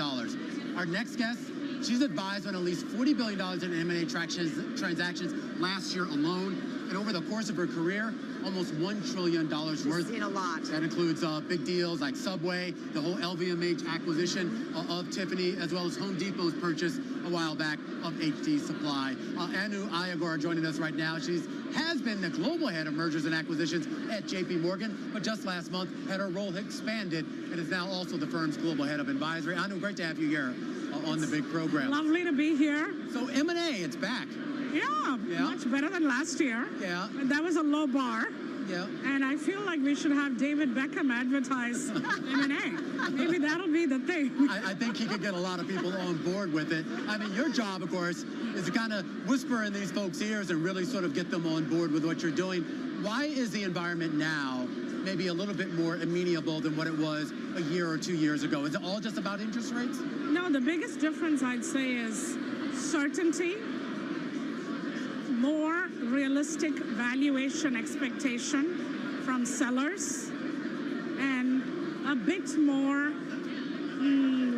courage in dealing with the regulatory environment. So if I break it down, right? Last year, you didn't know whether interest rates were going to continue to go up. This year, we began by saying they're going down, but we don't know how much and how many times. Right now, it looks like maybe it's less than you expected, but it's still either a stable or declining environment. So that's a positive. There is more realism among sellers in terms of what is the value at which to trade. Well, I want to expand on that, on the realism, because this was a big issue even a year ago. It's still where an issue. What sellers saw in the value of a company and what the buyers saw in the value of the company were way different. So has that gap closed? In certain areas it has, or buyers have become smarter in terms of using structure. So one of the things we advise people is to say, if you have dramatically different views, there is a way in which to say, if you're right, I'll pay you more, right? And so that should be sleeves off your vest, because if the company is actually worth more and does better, then it's okay to pay more. Now, it doesn't work all the time, because if you're a very large company buying a smaller company, you don't want to wait to integrate it. So it's not one answer fits all, but one, there is more realism among sellers, there is more confidence among buyers, and there is more structure in bridging the gap. So the combination of all three, you've seen more deal activity. And then what can you tell us about sectors and industries where you think things are really percolating and you anticipate some more deal activity? So healthcare continues to be very active. We kind of saw a few years where healthcare was fairly down because everybody was focused on coming up with a vaccine, treatment, testing. That was kind of the focus. And now you see more activity in healthcare. So I'd say that we expect to continue to be active. You've seen a lot of activity in broadly defined commodities, oil and gas, mining. That you'll continue to see in that sector as well. Infrastructure, I expect that to be a pretty busy area. While private equity is still not as robust as it should be, the infra slice of private equity is pretty active. Tech, a little down. And I think the regulatory environment continues to be challenging for tech. What about in terms of getting exposure to AI? Is there anything interesting in there in the deal environment? So everyone is trying to figure that out, right? No, really? Everybody, right? I'm sure your company, our company, we are all trying to figure out how is it that you responsibly unlock the potential of AI. Yeah. And I actually think it's really exciting in terms of what you can do, because literally every industry's future is affected by how you use AI. So we as a firm are doing a ton in terms of looking at different tools, testing, and in terms of deal activity, I'd say it's more broader tech capability where VC-owned firms, strategics are looking to see, can I scale it? Is this a commercially proven business that we can scale? If so, they're willing to make a bet. I almost wonder, an earlier conversation we had about just how AI is unlocking things in healthcare in terms of drug development and how that ultimately will lead to deals. It's just interesting how things are kind of moving along, if you will. You know, industrial land, where you've seen a lot of activity. Yeah. Industrial companies kind of buying, either doing energy transition or buying capabilities in tech. Supply chain solutions, where it's buy versus build. Yeah. So that's another pocket where you've seen activity also. Just curious, do you think the election cycle is going to affect M&A volumes in the short term? It hasn't really. Yeah. I mean, if you look at it historically, election years haven't had any big ups and downs. But you know, this is not a traditional election. And there are a lot of big differences, potential big differences between the two candidates that could affect regulatory issues, particularly antitrust issues. Particularly antitrust. Yeah. So the area where it has affected is cross-border. So the U.S. is still one of the most attractive markets for companies world around to either buy in or list in. Right? Especially UK, US, you've seen a valuation differential. You've seen a lot of companies demerge into the US. And there is many more companies in Europe and Asia who would like to buy into the US if the regulatory environment were better. And for them, elections clarity is going to be important. All right, I know, got to leave it there. A great discussion, and I should point out, shameless plug, I'm going to be moderating a panel with a new tomorrow on the future of M&A. Always be selling. Yes. A new Iyengar who heads M&A strategies over at JP Morgan. They are here on the Milken stage. And a little bit earlier, right here on the stage, we had a chance to catch up with the CEO of State Street, Ronald Hanley, who says there's still a strong resilience right now in the global economy, and he believes the U.S. has led the way in sustaining it. Take a listen. Before talking about the future, let's just talk about the recent past. I mean, if you think about what the world has been through in terms of the challenges it's faced, and any kind of challenge in the real economy translates to the financial economy. So we've had a pandemic, a once-in-a-century kind of pandemic, and we've also had ground war break out in Europe. And if you think about how capital markets have actually adapted to that, how you've seen underlying economies repair themselves. And again, the capital markets are very much a function of what goes on in the real economy. And you've seen, I think, extraordinary resilience in the real economy relative to what any of us would have expected. What do you think was behind that resilience? Not to sound jingoistic, but I think a lot of it was the U.S. led the way in terms of certainly in the repair of supply chains. I mean, what we were talking about in the middle of 2020 was the potential for this going on for 4, 5, 6 years. And the rebalancing would take that long. And in fact, really led by U.S. corporations, but also just large corporations around the world. It was really led by large companies figuring this out and saying, what do we need to do here? You know, it's interesting that you bring that up, Ron, because if you think about the pandemic, global companies are rethinking their supply chains, and that has led to a new kind of investable idea. Walk us through kind of the new investable ideas coming off of the pandemic and just a lot of things being different. Well, let's just stick with supply chains for a moment. I think that maybe with globalization, we went a little bit too far because supply chains became highly, highly optimized with very little built-in, if you will, slack, or for that matter, capacity for the unexpected. So what you're seeing now is really a much more resiliency being built in supply chains. Instead of having single source, it might be double source, triple source. You're seeing some activities being brought back to countries, reshoring. And it's not so much those aren't political statements as much as they are, you know what, we really ought to have a little capacity in whatever country, here in the US, here in Germany, here in the UK. And then finally, you're seeing opportunities being created for other countries. Right. Where it may be that a country like China had it all or had a large portion of it, and China's not going to lose everything, but you're starting to see other countries in Southeast Asia. All of these represent investment ideas. We're seeing a lot of more things shifted to like South America, Latin America. One thing I want to ask you, we were all focused this weekend over the annual meeting out at Berkshire Hathaway and Warren Buffett. Warren saying Wall Street creating kind of a casino-like atmosphere. He's talked about this before for investors. Do you agree with that assessment, or how do you see it?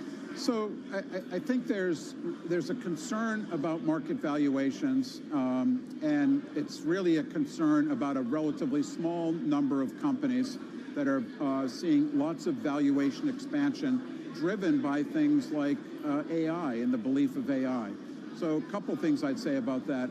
If you take the S&P 500 index, right, which is cap weighted and just equal weighted, you actually say it's actually not that overvalued. And by the way, there's opportunities in lots of other companies, right? You were talking about 7 companies in the S&P 500. So that would be point number one. Point number two, which I do think we do need to think about, you know, I'm old enough to remember the advent of the internet. And if you think about the mid to the late... Not that old, actually. If you think about the mid to the late 90s, there was that same kind of excitement, same kind of exuberance around a few companies. The internet was going to change everything, and it was going to change everything right away. And then 1999 and 2000 came. And we could find ourselves in a situation like that again, because the hype of a technology oftentimes isn't met by the actual implementation of it. So if you ask me, what do I believe? I think that artificial intelligence in all of its forms will be a fundamental game changer for many industries. Is it going to happen overnight, and is it going to kind of reflect the valuations that you're seeing in a few companies? Probably not. And that was the CEO of State Street, Ronald Hanley. We had a chance to catch up with him earlier. Right. He was fresh off that panel. That was kind of the big panel that started off today's session. It was Kristalina Georgieva, and then that was followed by him and a few others, including Jane Fraser, really talking about the future of capital markets. Well, you know, the IMF recently has been updating and raising its forecast for global growth, and I feel like there's a continuation of the enthusiasm in terms of the outlook. And what's interesting is you're looking at a market close, a 3-day rally here, and it's the best 3-day rally that we've seen since November. So you're seeing optimism come back, certainly, into the equity side. And I wonder what's driving that. Is that coming from the Fed kind of settling down? Is that coming from their clarity earnings of season? thought? Or just clarity, as a lot of folks were talking about a little bit earlier? Pooja Goyal really sort of hit at that here. Of course, we are just about 30 seconds away from those closing bells. Let's go back to New York and Tim Stenovic. Tim. Hey, that's absolutely right. Best 3 days for U.S. equities going all the way back to November, and certainly seeing some buying into the close with the S&P 500 and NASDAQ poised to finish at their best levels of the day. Just a few seconds away from the close here on this Monday afternoon. There you have it, the closing bells from the New York Stock Exchange and the NASDAQ in Midtown.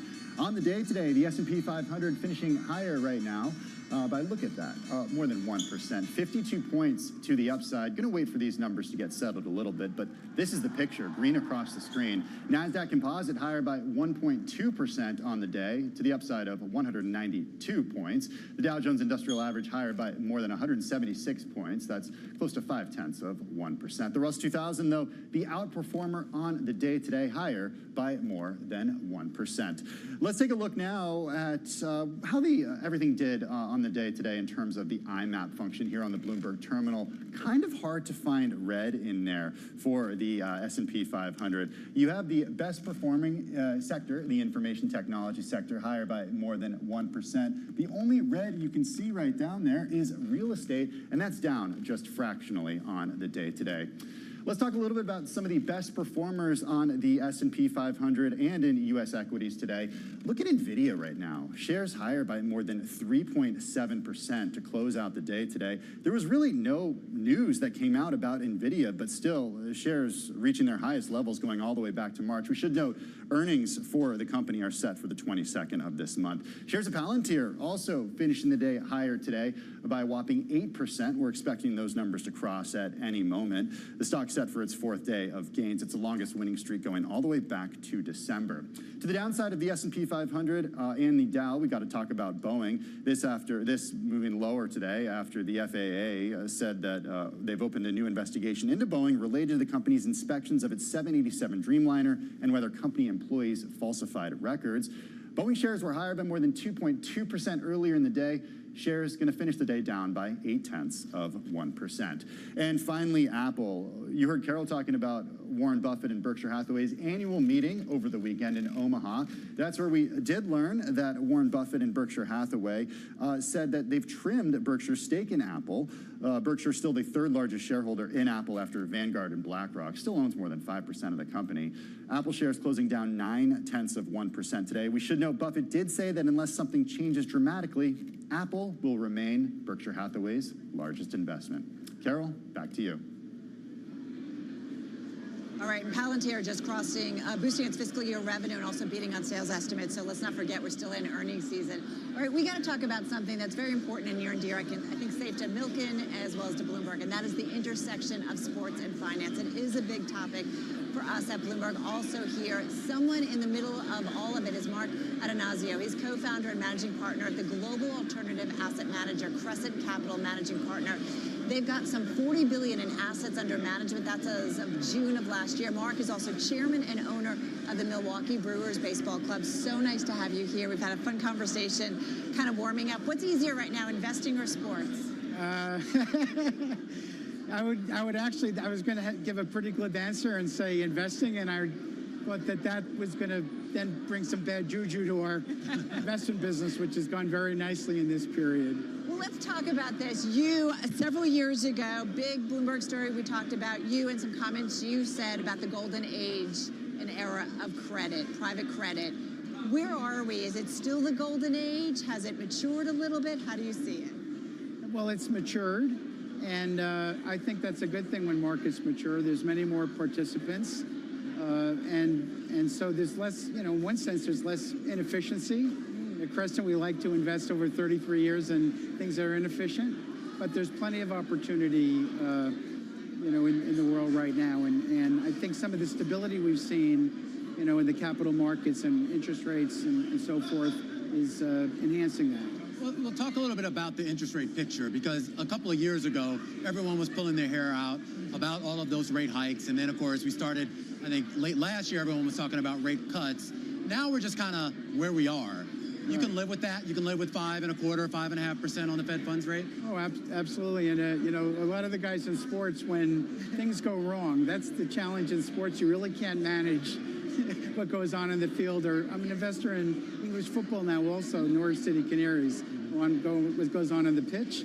You think you can figure out in companies quarter to quarter privately what goes on. And we can manage through 5%. It actually, we're now making loans at over 10% interest rate. That's better for us than when we had low rates, and our investors for the same credit basically were earning 7%. Concerns with inflation and rate hikes were such. Jamie Dimon was talking a lot about if rates went to reference rates 7+%, you'd have a number of defaults. Yeah. It's true. But in this, we've seen very few defaults in any market, and high yields. Does that continue? Forgive me. Does the low level of defaults, does that continue, you think? I think it does. There's always a tail risk at the end. Yeah. And maybe secular risk by industry. But we see growth in our companies to this day. There was a risk at one point of lowering rates too fast and tipping into a recession. If you have a recession now, it should be manageable because the Fed's been calibrating really well. I want to talk about his investments in sports. Go there. Milwaukee Brewers here in the U.S. But you mentioned, let's go to the U.K. You mentioned the Norwich Soccer Club. I think you were referring to it. I don't know if you saw this story. The New York Times did a great story about how all the folks in the U.K., they're upset about all these Yankees coming in to there and buying up their teams here. But it was actually a serious thing because they're saying, hey, it's changing the complexion of how we root for sports. Obviously, your mission is to broaden the sport here. How do you balance that out? That's a challenge. And by the way, they mentioned the championship clubs that are looking to move up, and we're one of those 4 in the playoffs. And I did not get mentioned. I was happy to not be mentioned. It was announced just a week ago that we're co-majority owner with Delia Smith and Michael Wynn Jones, who's a longtime celebrity chef. She sold over 30 million cookbooks. So I'm going to let her handle the love. Yeah. And one of the things we see in like Milwaukee is I want to cherish what the fans enjoy, so we wouldn't try to change too much. It's one thing to do it in the larger markets, you know, which you've seen effectively, but you know, in a market like Norwich City, which is a city of 200,000, a county of 1 million, where everybody grew up passionate for this team, we're going to go slow in that regard. Golf. You were part of a team that had a recent investment in the PGA. Talk a little bit about what was behind that investment. Why? The Strategic Sports Group was organized by John Henry, who is the chairman of the Red Sox and more broadly Liverpool and Fenway Sports Group. So he had an idea that a group of owners could maybe manage the PGA, bring some management skills and manage things more effectively than a private equity firm could or a big broadcasting firm could, to pick the types of, or a large family office to pick the types of bidders that are in the process. And ultimately, he and Arthur Blank and Steve Cohen, actually, the 3 major investors, sold that vision to the golfers. And we're going to try to manage, there's some basketball owners in it as well. There's 7 or so of us who own teams.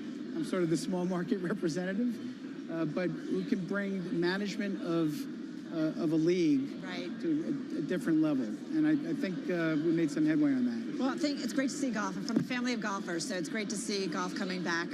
Thank you so much, Mark. Really appreciate it. I always appreciate getting invited, and it's good to see you all. Mark Adanazio, of course, of Crescent Capital and of the Milwaukee Brewers. All right, let's get an update on some breaking earnings news. They've been crossing the Bloomberg. Back over to Tim Stanovic in our New York headquarters. Hey guys, the earnings are coming fast and furious. I do want to start with shares of Palantir, which are actually down in the after hours right now.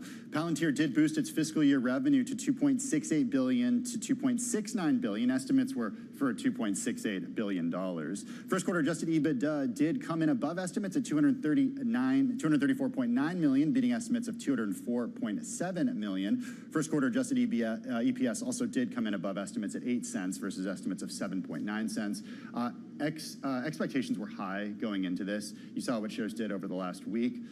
You saw what shares did today. Shares now down by 3%.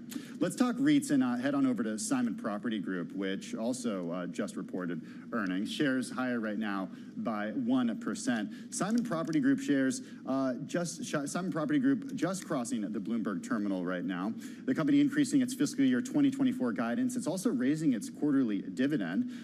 First quarter FFO share $3.56. That beat estimates of $2.81. Let's also check in on EV maker Lucid. Lucid shares crossing. Lucid, I should say, shares are lower today. This after earnings just crossed. Shares now down 5.9%. First quarter revenue did come in above estimates, $172.7 million, beating estimates of $158.9 million. First quarter vehicles delivered was higher by 1,967. Estimates were for 1,698. First quarter adjusted EBITDA loss, though, did come in above expectations, and that could be why we're seeing shares lower. All right, I'll keep watching this. You guys check out what's going on at the Milken Institute Global Conference. Romain, take it away. Yeah, we're still out here on the stage at the Milken Conference in Beverly Hills, and let's get right to it with our next guest, Ken Kinsell, President and CEO of Churchill Asset Management. Of course, that's an affiliate of Nuveen, the asset manager of TIAA, $50 billion in private capital and investments. And here he is, fresh off his panel here at Milken on credit markets and the shifts And interest rates. Are you tired of being asked about interest rates, Ken? I get that question everywhere I go. I got to tell you, great to see you, Romaine and Absolutely. Carol. Always a pleasure to see you. So naturally, my first question is going to be about interest rates. Don't go there. Don't Where go we've come. Look, in all seriousness, and we were just speaking with Mark Ananasio, and he kind of talked about this idea that stability in the interest rate market, that has to be good for you. Stability is a good thing, and I would say stability is more important than whether we get 6 moves or 4 moves or 2 moves or maybe no moves. Right. I mean, it's gotten down to the point now where I'm hearing maybe 1 move in December. I think it's all about stability.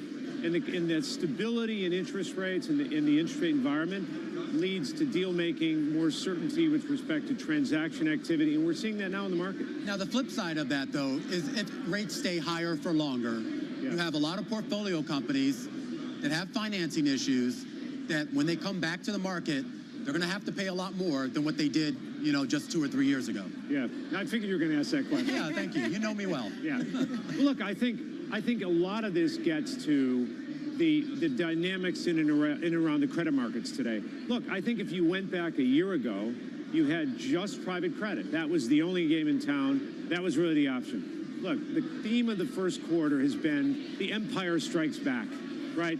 Liquid loan markets, the banks are back, right? And now companies have 2 options for financing. They can go to the public markets, certainly the larger companies, or they can continue to look to direct lending. So I think that the availability of financing is easing some of that burden on companies. If this is the Empire Strike Back, is he Luke Skywalker, Han Solo, or Darth Vader? All right, so we got a theme with this one, We have right? to figure that out. Well, having said that, all right, so there's accessibility to... More accessibility. Okay, good thing, check, Yes. got that.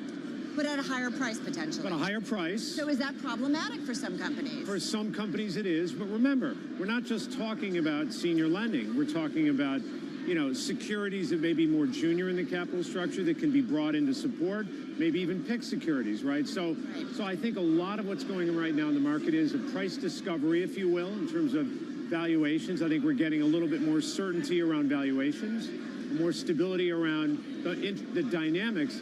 So I think what you're seeing is the companies that fundamentally are good businesses that may be a bit over-levered are now finding that they can actually raise financing, but at higher cost. I've got 1 minute left. Kind of a random question, but I do feel like the man of the year, once again, is Fed Chair Jay Powell. Yes. You're sitting down with him. You have one question to ask him. What is it? That's an interesting. That's a tough one. Look, I think how long he is going to continue to portray the patience that he's had with respect to the market, recognizing that patience right now is probably going to last through the election, right? It's rare that the Fed would intervene before November, right? So will he remain patient through the election? Will he remain, as typically, will he stay out of the markets, in terms of making moves through November? I think he will. Yeah.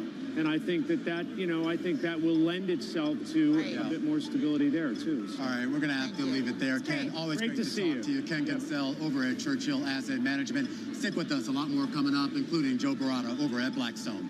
This is Bloomberg.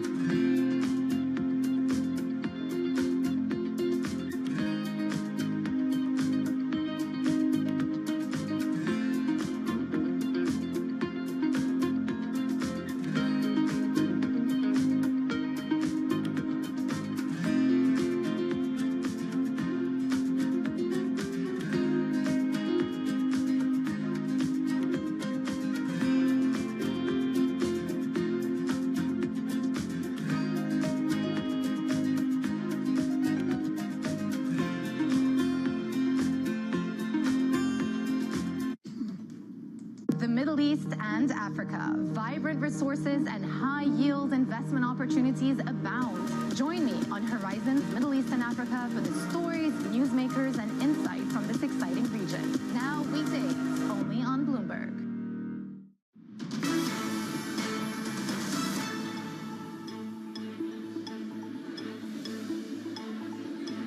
Welcome back to our live coverage of the Milken Global Investment Conference here in Beverly Hills. I'm Carol Masser alongside Romaine Bostic. Well, it was just last week, Bloomberg News reporting on how Blackstone, along with other PE firms, are tapping into the huge pile of cash that insurance firms have to put to work in the private debt market. Now, Blackstone, of course, among the world's biggest credit managers, more than $1 trillion in assets under management, and is aiming to more than double its credit assets to $1 trillion in a decade. Meantime, a big part of Blackstone's current portfolio continues to be private equity, with about $143 billion worth of assets under management. We are delighted to have with us Joe Barata. He's head of private equity at Blackstone. So nice to have you here. How are you? I'm great. Great to be here. Thank you guys for having me. Well, let me ask you. I'm not going to steal your question. No, you can steal it. All right, your first time at Milken. Why is this your first time at Milken? You know, we just hadn't gotten together as a firm to come here, and we decided that we ought to be here. The entire finance investment ecosystem's here, our capital providers, company CEOs, a lot of other GPs who are our friends and competitors, and we're glad we're here. It's been a great event. I mean, the AUM in this room went up dramatically when you walked in. But I am curious. I mean, are you welcome with open arms here, or do you hear like the Death Star music when you walk in? No, private credit people. yeah. I mean, we're important counterparties. I know. But Mike has been a friend of the firm, Mike Milken, for a long time, and a lot of us know him. And we've always talked about coming, and you have to get it together. You got to organize yourselves. We're here with 20 people, some of the senior most people at our firm, and it's been great. Yeah, everybody's super receptive. A lot of our good friends and relationships. Are you looking to do deals here? No, it's just about making connections, seeing our important investors, seeing other guys in our industry, seeing maybe potential new sources of capital. So it's not really a deal specific. I love talking to private equity, and I just want to make sure I get the numbers right. You've got 126 roughly portfolio companies that you guys are invested in, about 143 billion, we said, under assets under management. You see a lot through them. They give you some great visibility on what's going on globally. So what do you see through them? Well, we're seeing the economy being still quite strong. The rate of growth is decelerating. We've got full employment in this economy. We've got good wage growth. Rate of growth decelerating. The rate of growth is decelerating. We're actually seeing inflation under control, largely across everything in our portfolio. I think the big sort of revenge travel and leisure spending is beginning to come down a little bit. But overall, the economy is strong, and we're not seeing evidence of the big inflation. To us, that's in the rearview mirror. Is that something, though, specific to just your companies, or is that really economy-wide? I really think that's more writ large across the economy. I think it's not quite as low as the Fed's looking for, but we're not seeing it as problematic in our portfolio in the way that we were 18, 24 months ago. So the trajectory is favorable. Yes. Not just on inflation, because when you talk, as Carol said, about the idea of that growth rate coming down, is that going down to, I guess, a normal level? You mean in inflation or economic growth? Economic growth. I mean, I don't quite know what a normal level is, but I would say the economy is slowing, for sure. And that's across all the industries in terms of the growth deceleration. I mean, there's a couple of bright spots, of course, and we can talk about themes.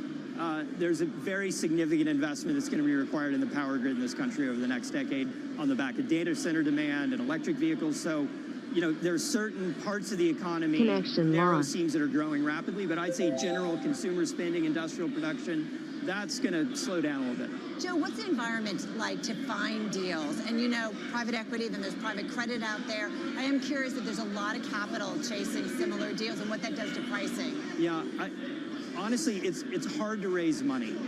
And GPs understand that the amount of capital available to them is going to be a little bit lower than it was 3-4 years ago at the top of the market when money was free and rates were low.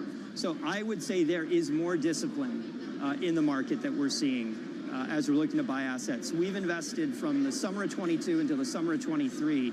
We invested about $9 billion in great companies at much better pricing than we would have been looking at in 2021. The discipline is a good thing. The discipline is a good thing. I think this is a good time to be a buyer. Higher cost of capital. You know, when it's cheap and debt's plentiful, it accrues to the sellers of assets. Yeah. Now, I think we're being able to price things a little more rationally. But you probably had to be a little bit more creative as well. Yeah, and I'm curious if you can give us some specific examples. I mean, for example, I was taking a look at the deal for Rover, the dog walking service, Carol, which I actually use, just full disclosure here. Yep. Hope everybody uses it. But maybe you can just talk Great about service. kind of how that was structured and why. Well, I mean, that was a public to private of a company that had great growth, but it kind of got lost in the shuffle. It was a SPAC, and SPACs were kind of, you know, not that loved. It wasn't well followed. It had a couple of major shareholders, and we were able to, you know, to strike I think a fair price for a really good company that had been overlooked and unloved in the public markets. We've been talking so much about the idea of the IPO pipeline, the avenue to public markets being, if not closed, certainly not as greased as they were in years past. Yes. But we've also seen a lot of take privates as well. So basically the traffic going the other way. Which one do you think is going to kind of dominate over the next 6 months to a year?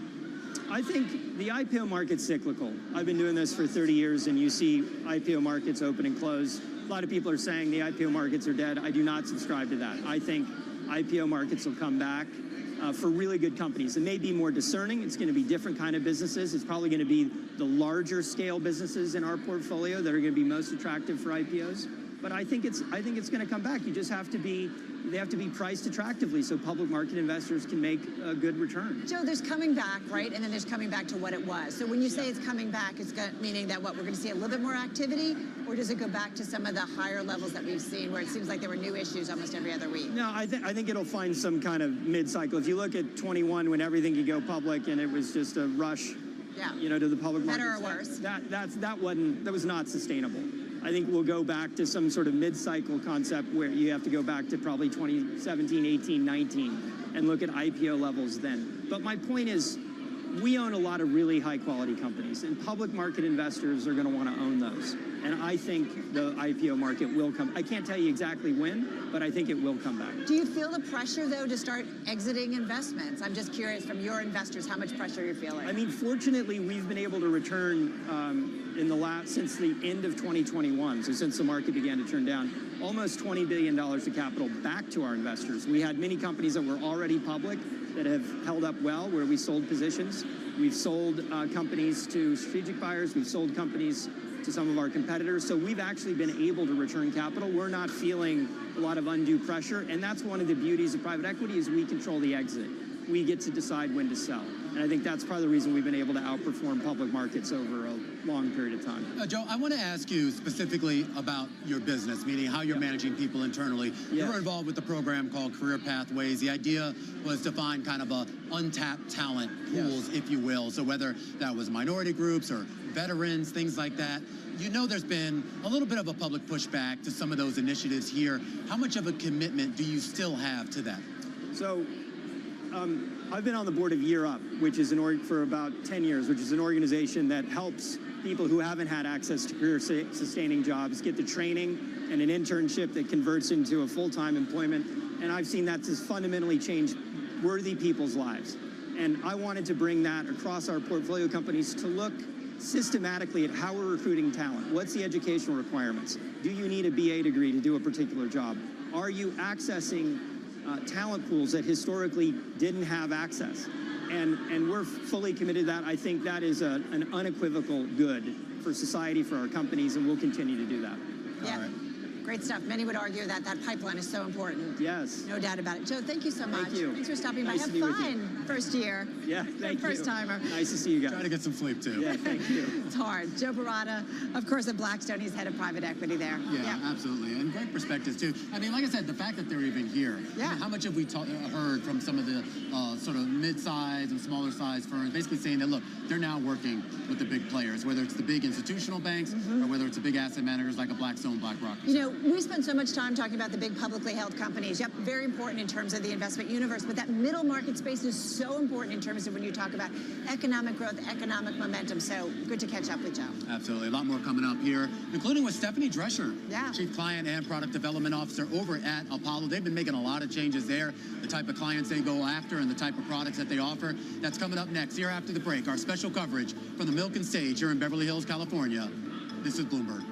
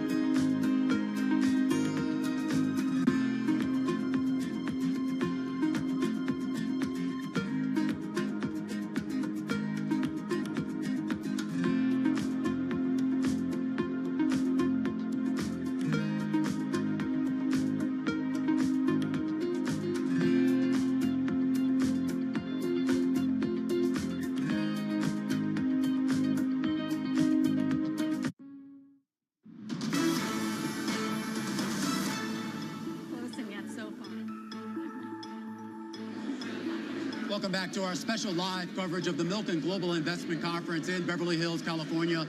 Romaine Bostic here alongside Carol Masser with a look at, well, everything that's going on at this forum today. And then, of course, that involves a lot of alternative investment firms who have really been bulking up their offerings for individuals as institutional clients really start to bump up against the limit of new capital they can allocate to private assets. Apollo Global Management, they've leaned into that opportunity, led by the efforts of Stephanie Drescher, the firm's Chief Client and Product Development Officer. She joins us now on the Milken stage. Stephanie, great to have you here. Great to see you both. And you guys have never been shy about chasing opportunities, and we've seen much more of an opportunity now with individual investors and even going down the ladder, not just the ultra high net worth individuals. Maybe one day even somebody like me will have a shot at investing in these things.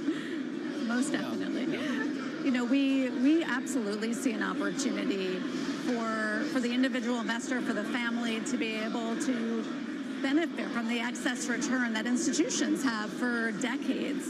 And when we think about being able to deliver the institutional quality offerings to the individual, we have expanded, we've innovated. In the last few years in particular, taking the same rigorous investment approach and the excess returns that you can get from alternatives and packaging them in ways that are designed deliberately for the family and the individual. How hard has that process been, if at all? You know, it's a big commitment. It's actually pretty massive if you're going to do it well, because when you step back, we want to ensure that we not only deliver the investment performance, which of course is core to what we do at Apollo, but we also want to ensure that we're taking a full product suite view. We want it to be holistic, and being able to create portfolios that cross private investments. At the same time, we want there to be education and advisor and client service, and frankly, the whole holistic view of the client. So it starts at the top. You need the CEO on down to be committed to the wealth effort. Well, dig a little bit deeper into that in terms of the precautions that you want to make sure that investors who are getting in this space understand what they are investing in and what you guys are doing on your side to mitigate risk, but also provide certainly returns. Right. Well, the partnerships that we have are critical. We are working with private banks and wires and registered investment advisors to work with the advisor community, ultimately to ensure that they understand all of the benefits of and considerations of private investments as they speak to their clients about portfolio construction. But what's interesting is that historically, I think people have thought of the public markets as safe and private markets maybe as riskier. In reality, I think as we look at correlation and volatility and just the results across, let's say, public active managers, it's interesting, those active equity managers in the public realm have failed to meet the benchmark 93% of the time, over 15 years. So when we look at the potential nature of the public markets, what we realize is that they are safe and risky at the same time that the private markets are as well. And it's really construction of the portfolio that matters. I guess I would say, though, Stephanie, to that public markets, right? Every day there's tons of information that come out. There's folks like us who are reporting on it. And the markets act as kind of a clearing mechanism in a big way in terms of getting any bad news through it, or really a lot of transparency. How do you bring that to private credit? Look, we believe in transparency in what we do as a firm and certainly with our investors, and we lead with it. Our different offerings that we have that are often registered have nearly the entire portfolio available, if not 100% of the portfolio available to investors. So we're very confident that our construction of the portfolio and the diversification that we bring as, frankly, a complement, if not a replacement, to a piece of the fixed income portfolio that they may have in public markets, or frankly the same for being a complement in their public equity portfolio with private markets exposure. One of the challenges as more people allocate to private strategies is this idea of the duration of those investments, which are a lot different than for public investments, as you know. And certainly for a retail investor that's used to being able to sell whenever they want to sell or buy whenever they have to buy, that requires a little bit more hand-holding, or at least a little bit more of a, I don't know, therapist couch, if you will, to sort of prepare them for that. I mean, how do you sort of sell them on that idea? Look, I think the promise of alternatives is to deliver an excess return above the public markets. The reality is that there is an element of additional illiquidity that one does accept in order to achieve those excess returns. Now, in many instances, that could be quarterly or potentially even in monthly segments. But we absolutely do look at the underlying liquidity needs of the client. On the flip side, when we speak with advisors on behalf of their clients, it's very rare for us to find a client that needs all of their liquidity tomorrow. And if you take kind of one of the most extreme cases out there, kind of a 401k, let's say, that is today managed on with a very heavy daily focus, whether that's mutual funds or ETFs. But in reality, the average duration, to your point, could be over decades, if not 50 years. So making sure that an investor has access to solutions that allow them to forego a bit of the liquidity, but generate the excess return that they can deserve. So I get it, like kind of where we are right now in terms of offering up private credit to a wider swath of investors. How long do you think it takes? What does it take so that we normal people are actually tapping into the private credit markets in our 401k and elsewhere? Well, look, if we look at the different structures that are out there, the innovation, and we're certainly a key part of it, is already taking place. There are certain interval funds, for example, that by design offer access at minimums of $2,500. And that could actually provide pretty broad exposure to both corporate credit and in the future asset-backed as well, which we actually see both the landscape of corporate private credit as well as asset-backed being really important diversifiers to what a client may have in their fixed income public portfolio today. I think we're going to see a fundamental kind of rethink of how clients and their advisors look at portfolios, public and private exposure in credit or fixed income, and the same for equities in order to achieve their long-term goals. Well, the conversations with RIAs, right? Registered, that's a big part of it. Right. Having said that, so in a time frame where it's much more widespreadly, in terms of use or tapped into by all retail investors, is it a couple of years? Like, how do you think about it? I think we'll see major change even in the next 2 to 5 years for sure. Okay. And I do see those trends. I mean, we've had a massive acceleration, really exceeding expectations for the relationships that we have in wealth, which span those RIAs, right? The private banks, the wires, and they ultimately want to deliver solutions to their full breadth of client, whether that is an ultra high net worth through to the mass affluent with appropriate products in private markets. And they're seeing the benefits given the public market volatility and correlation, concentration, diversifying in these areas is valuable. You obviously are a global company. I am curious about the opportunities outside the U.S. I know you've been building up your teams in certain parts of Asia and the Pacific, even in Europe as well. Outside of the U.S., where's the biggest opportunity? So Asia for us has already seen material growth, and I believe more to come. Hong Kong, Singapore as core areas, along with Japan, Korea, and other local markets. So we've seen that development in Asia, increasing partnerships in EMEA as well, so Europe as well as the Middle East. And we see it both in terms of regional players along with the global partners that we have with offices around the world. So we're committed absolutely globally. We see the same trend of needing to save for retirement and build wealth. And we've had a jump start in the U.S., but we're building internationally as well. Are you spending a lot of time in the Middle East? And I should point out, even you walk around Milken, the number of representatives that we're seeing here And even last year, relative to 5 years ago, it's pretty exponential coming from the Middle East to Milken. Right. We've had a presence in the Middle East and great partnerships that run deep over a good 15, 20 years now.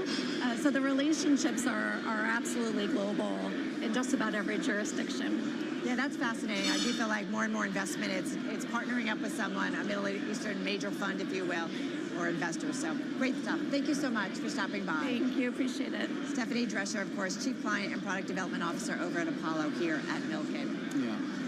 Yeah, and I mean, look, I think the whole expansion, the idea, not only expansion to more retail clients, if you will, high-end retail clients, but still retail clients, as well as the expansion overseas is a big part of the story. Absolutely. I mean, I think there's investor demand that is ultimately going to bring about change. I think ultimately when investors are asking for it, whether it's high net worth individuals, family offices is where it starts, and then there's, the wider retail investor that wants a piece of it, and certainly when they're looking for returns. Yeah, and that change is already here as well. We're hearing that from everybody. We continue our coverage, our special coverage here at the Milken stage in Beverly Hills, California. But let's go back to New York. Tim Stenovic standing by for a closer look at some of the earnings crossing the Bloomberg wire. Hey guys, we're seeing some aftermarket moves from Palantir, HIMSS, Lucid, and Vornado. All of those companies reporting earnings after the bell today. Let's check in on what's happening with shares of Palantir, down by 7.8% in the after hours right now.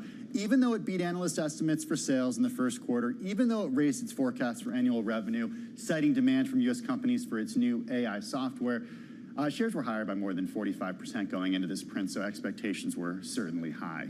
And then the healthcare company Hims & Hers up 10.4% in the after hours. It boosted its health and EBITDA guidance, or it boosted its adjusted EBITDA guidance for the full year, beat the average analyst estimates. Lucid Group shares down by close to 7% right now. It did report a wider than expected loss to start the year. The company is contending with production challenges, also uneven demand for those high-end EVs. They started about $70,000, go all the way up to $250,000 for one of those Lucid vehicles. And then a Vornado Realty Trust down by 1.8%. The company did report revenue for the first quarter that missed the average analyst estimate. Should note that they also announced today that they extended one of their two unsecured revolving credit facilities from April 2026 to April 2029. Once again, shares down by 1.8%. Carol, back to you.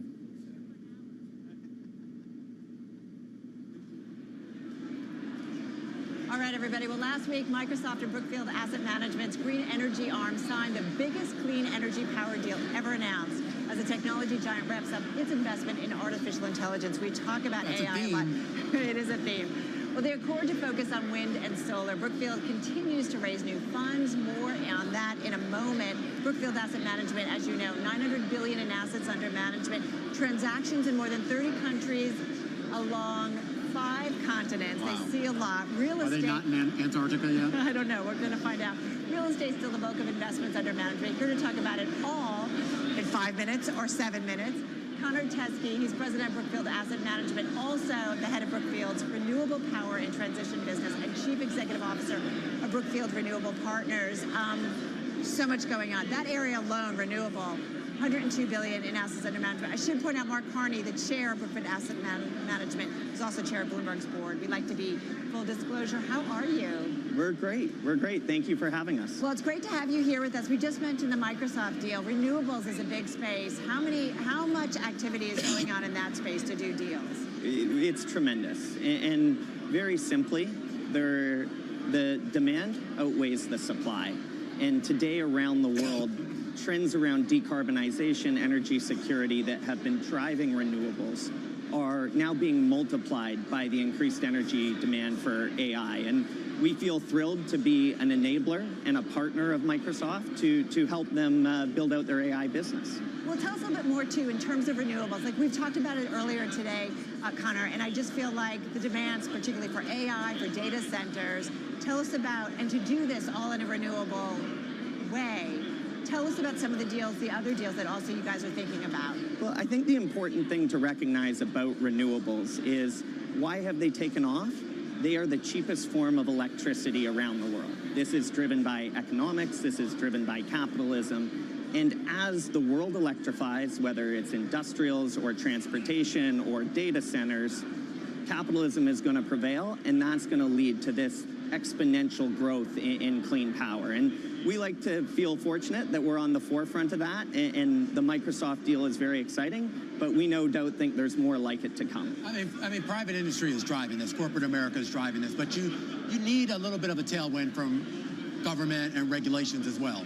Is that in your way right now?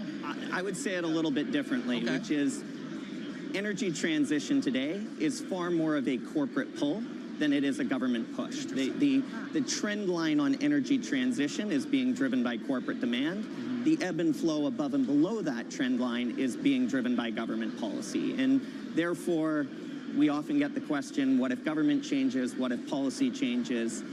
We're still going to see a tremendous amount of growth for years and decades in this space. How do you find, though, the best opportunity?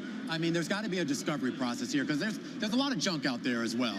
I mean that literally. But, I mean, obviously there's a lot of great opportunities as well. How do you separate the wheat from the chaff? Well, you're tying to a fantastic point, which is the market environment today is going to lead to a ton of transaction activity.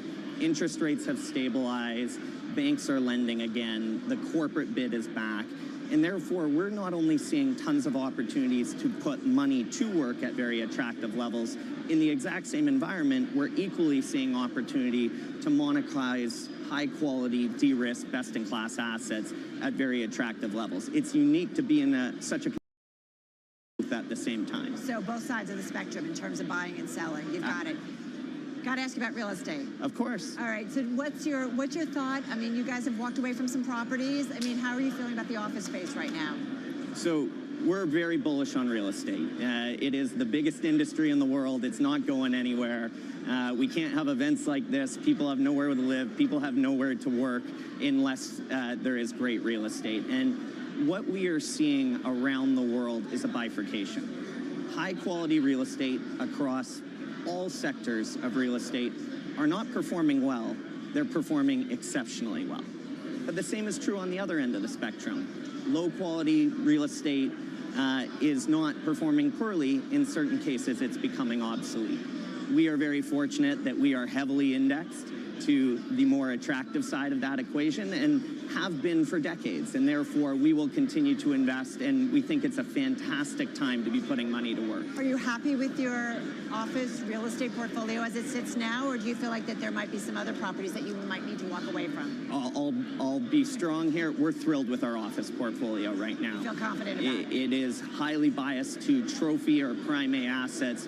We just sold an asset in Dubai, one of the best office towers in all of the Middle East, at one of the most attractive levels that we've seen any real estate in that region sell ever.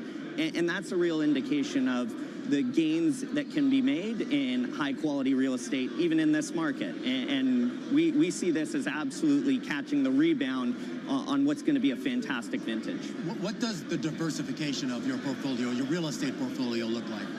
Today, we're across every major real estate asset class. And yes, we are in office, but we're in office around the world. And while there are some concerns about small parts of U.S. office, we have de minimis exposure to those. But in the key core financial cities around the world, that is where we are over-indexed. And that's where we're seeing the greatest upside. But with regards to how you index to that, when we talk about diversification, that diversification, at least the way you structure the portfolio, is more geographic, or is it by industry and sector? What?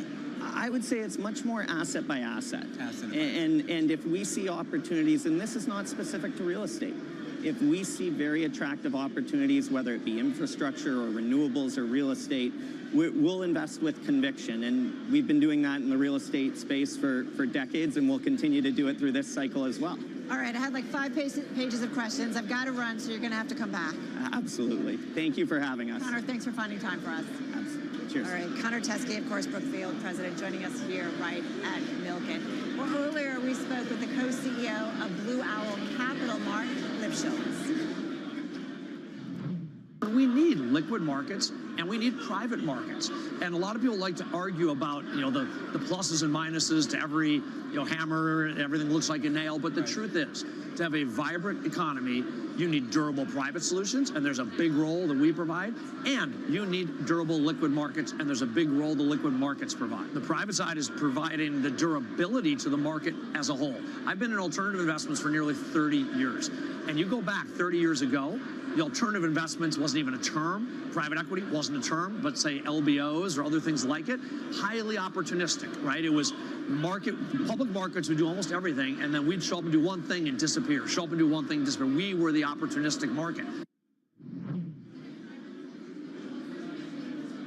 All right, everybody, we've got one more guest for you, event-driven and with a contrarian approach. That is the strategy of our next guest, who carries with him a legacy and, I should say, very much so, a smart investment call from the great financial crisis. Here with us is Kyle Bass, founder and chief investment officer of the hedge fund Hayman Capital Management, joining us here at Milken. Hello, hello, how are you? Great, how are you? I'm doing well. What's your, when you think about kind of what's going on in the world, and there's a lot of ways things could go, what is the thing that kind of occupies your mind the most? Yeah, well, first of all, pleasure to be here. Thank you. We sit at a hinge in history right now. I think the last 30 years have been driven by economics, and I think the next 30 will be driven by geopolitics. And, with the ground war in Europe, with Israel, Hamas, Iran going on, and now China threatening in the South China Sea, on the Second Thomas Shoal in the Philippines and Taiwan,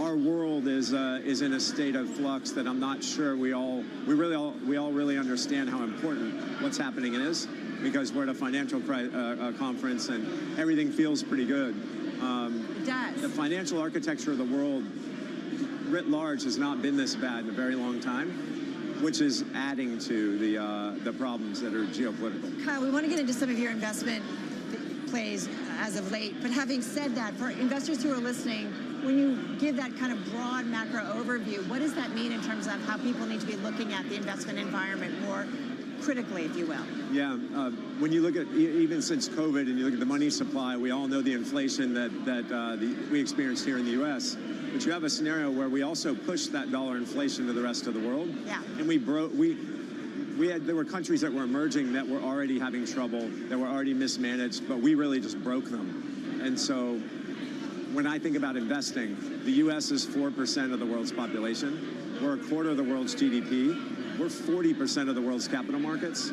Investors better be thinking stay home and invest in the innovation that you guys have been talking about all day in North America.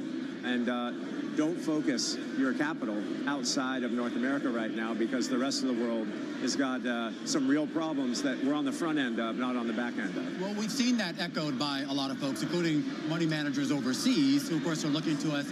I do want to talk about it in the capacity of some of the initiatives to onshore or nearshore more manufacturing. Yeah. That goes to the same issues. It's not just about what investors want, but it's also about what corporations and ultimately what consumers are looking for as well. Yeah. And you have to have one more element to that thought. It's investors, consumers, and in corporations, but it's also national security. Yeah. Right? We let the frog boil for a long time. We allowed 95% of the active pharmaceutical ingredients for all of our antibiotics to be made in Wuhan. It's actually hard to believe that that's true, but that's true. All of our blood pressure medicine, 750,000 people take it every single day. All of it's made in China.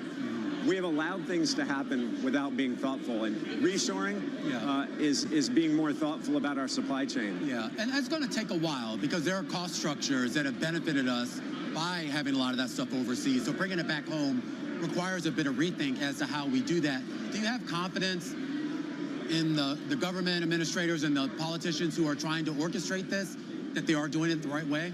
I don't think they're doing it fast enough, but at least we're moving in the right direction. Mm-hmm. And as you know, in the usual economy of the world and how wars go, there's never a great time for a war, and there's never a great time to set an endpoint for when you're going to restructure that supply chain. It's just going to happen. And you asked me what I worry about. It's obvious to me that the belligerents of the Chinese Communist Party, working together with Russia, working together with Iran and North Korea, all the bad guys are working together. that's a real problem. So I think it happens sooner rather than later. Is China still a threat to us? China's the biggest threat in the world to us. Financially, geopolitically? Geopolitically. I mean, financially, it's like whatever we have invested over there, we're going to lose it. Yeah. I mean, that's fine. It's not the end of the world. I'm going to go through some of your investment bets. You've been Hong Kong, short on the Hong Kong dollar. That continues to be a strategy for you. Yeah, I mean, the reason currency pegs used to work is they had synchronicity in their economies. As the U.S. went, so did Hong Kong in the past. Now they have a completely divergent economy, and we have dynamism here that they don't have there, and vice versa. And Hong Kong and China are having a real estate collapse, a banking crisis, an unemployment crisis, while we're doing pretty well over here.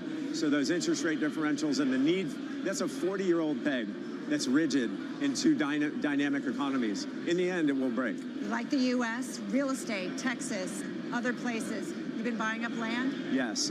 What we focus on is where the population migration is going. So we love the U.S. writ large. Where the businesses are out moving their businesses. People can move to Aspen and other places like that, but you can't move a whole business there. So Florida, Tennessee, Texas, all of the states that you see positive migration, I think is a great place to put your capital. 15 seconds, data centers? No, I mean, think about this. The new hyperscale data centers pull 200 to 600 megawatts each. They used to pull like 90 and less. So we're going to have to build a lot of new power plants fast, and I think that's coming. All right, Kyle, really great to have you here. We're going to have to leave it there.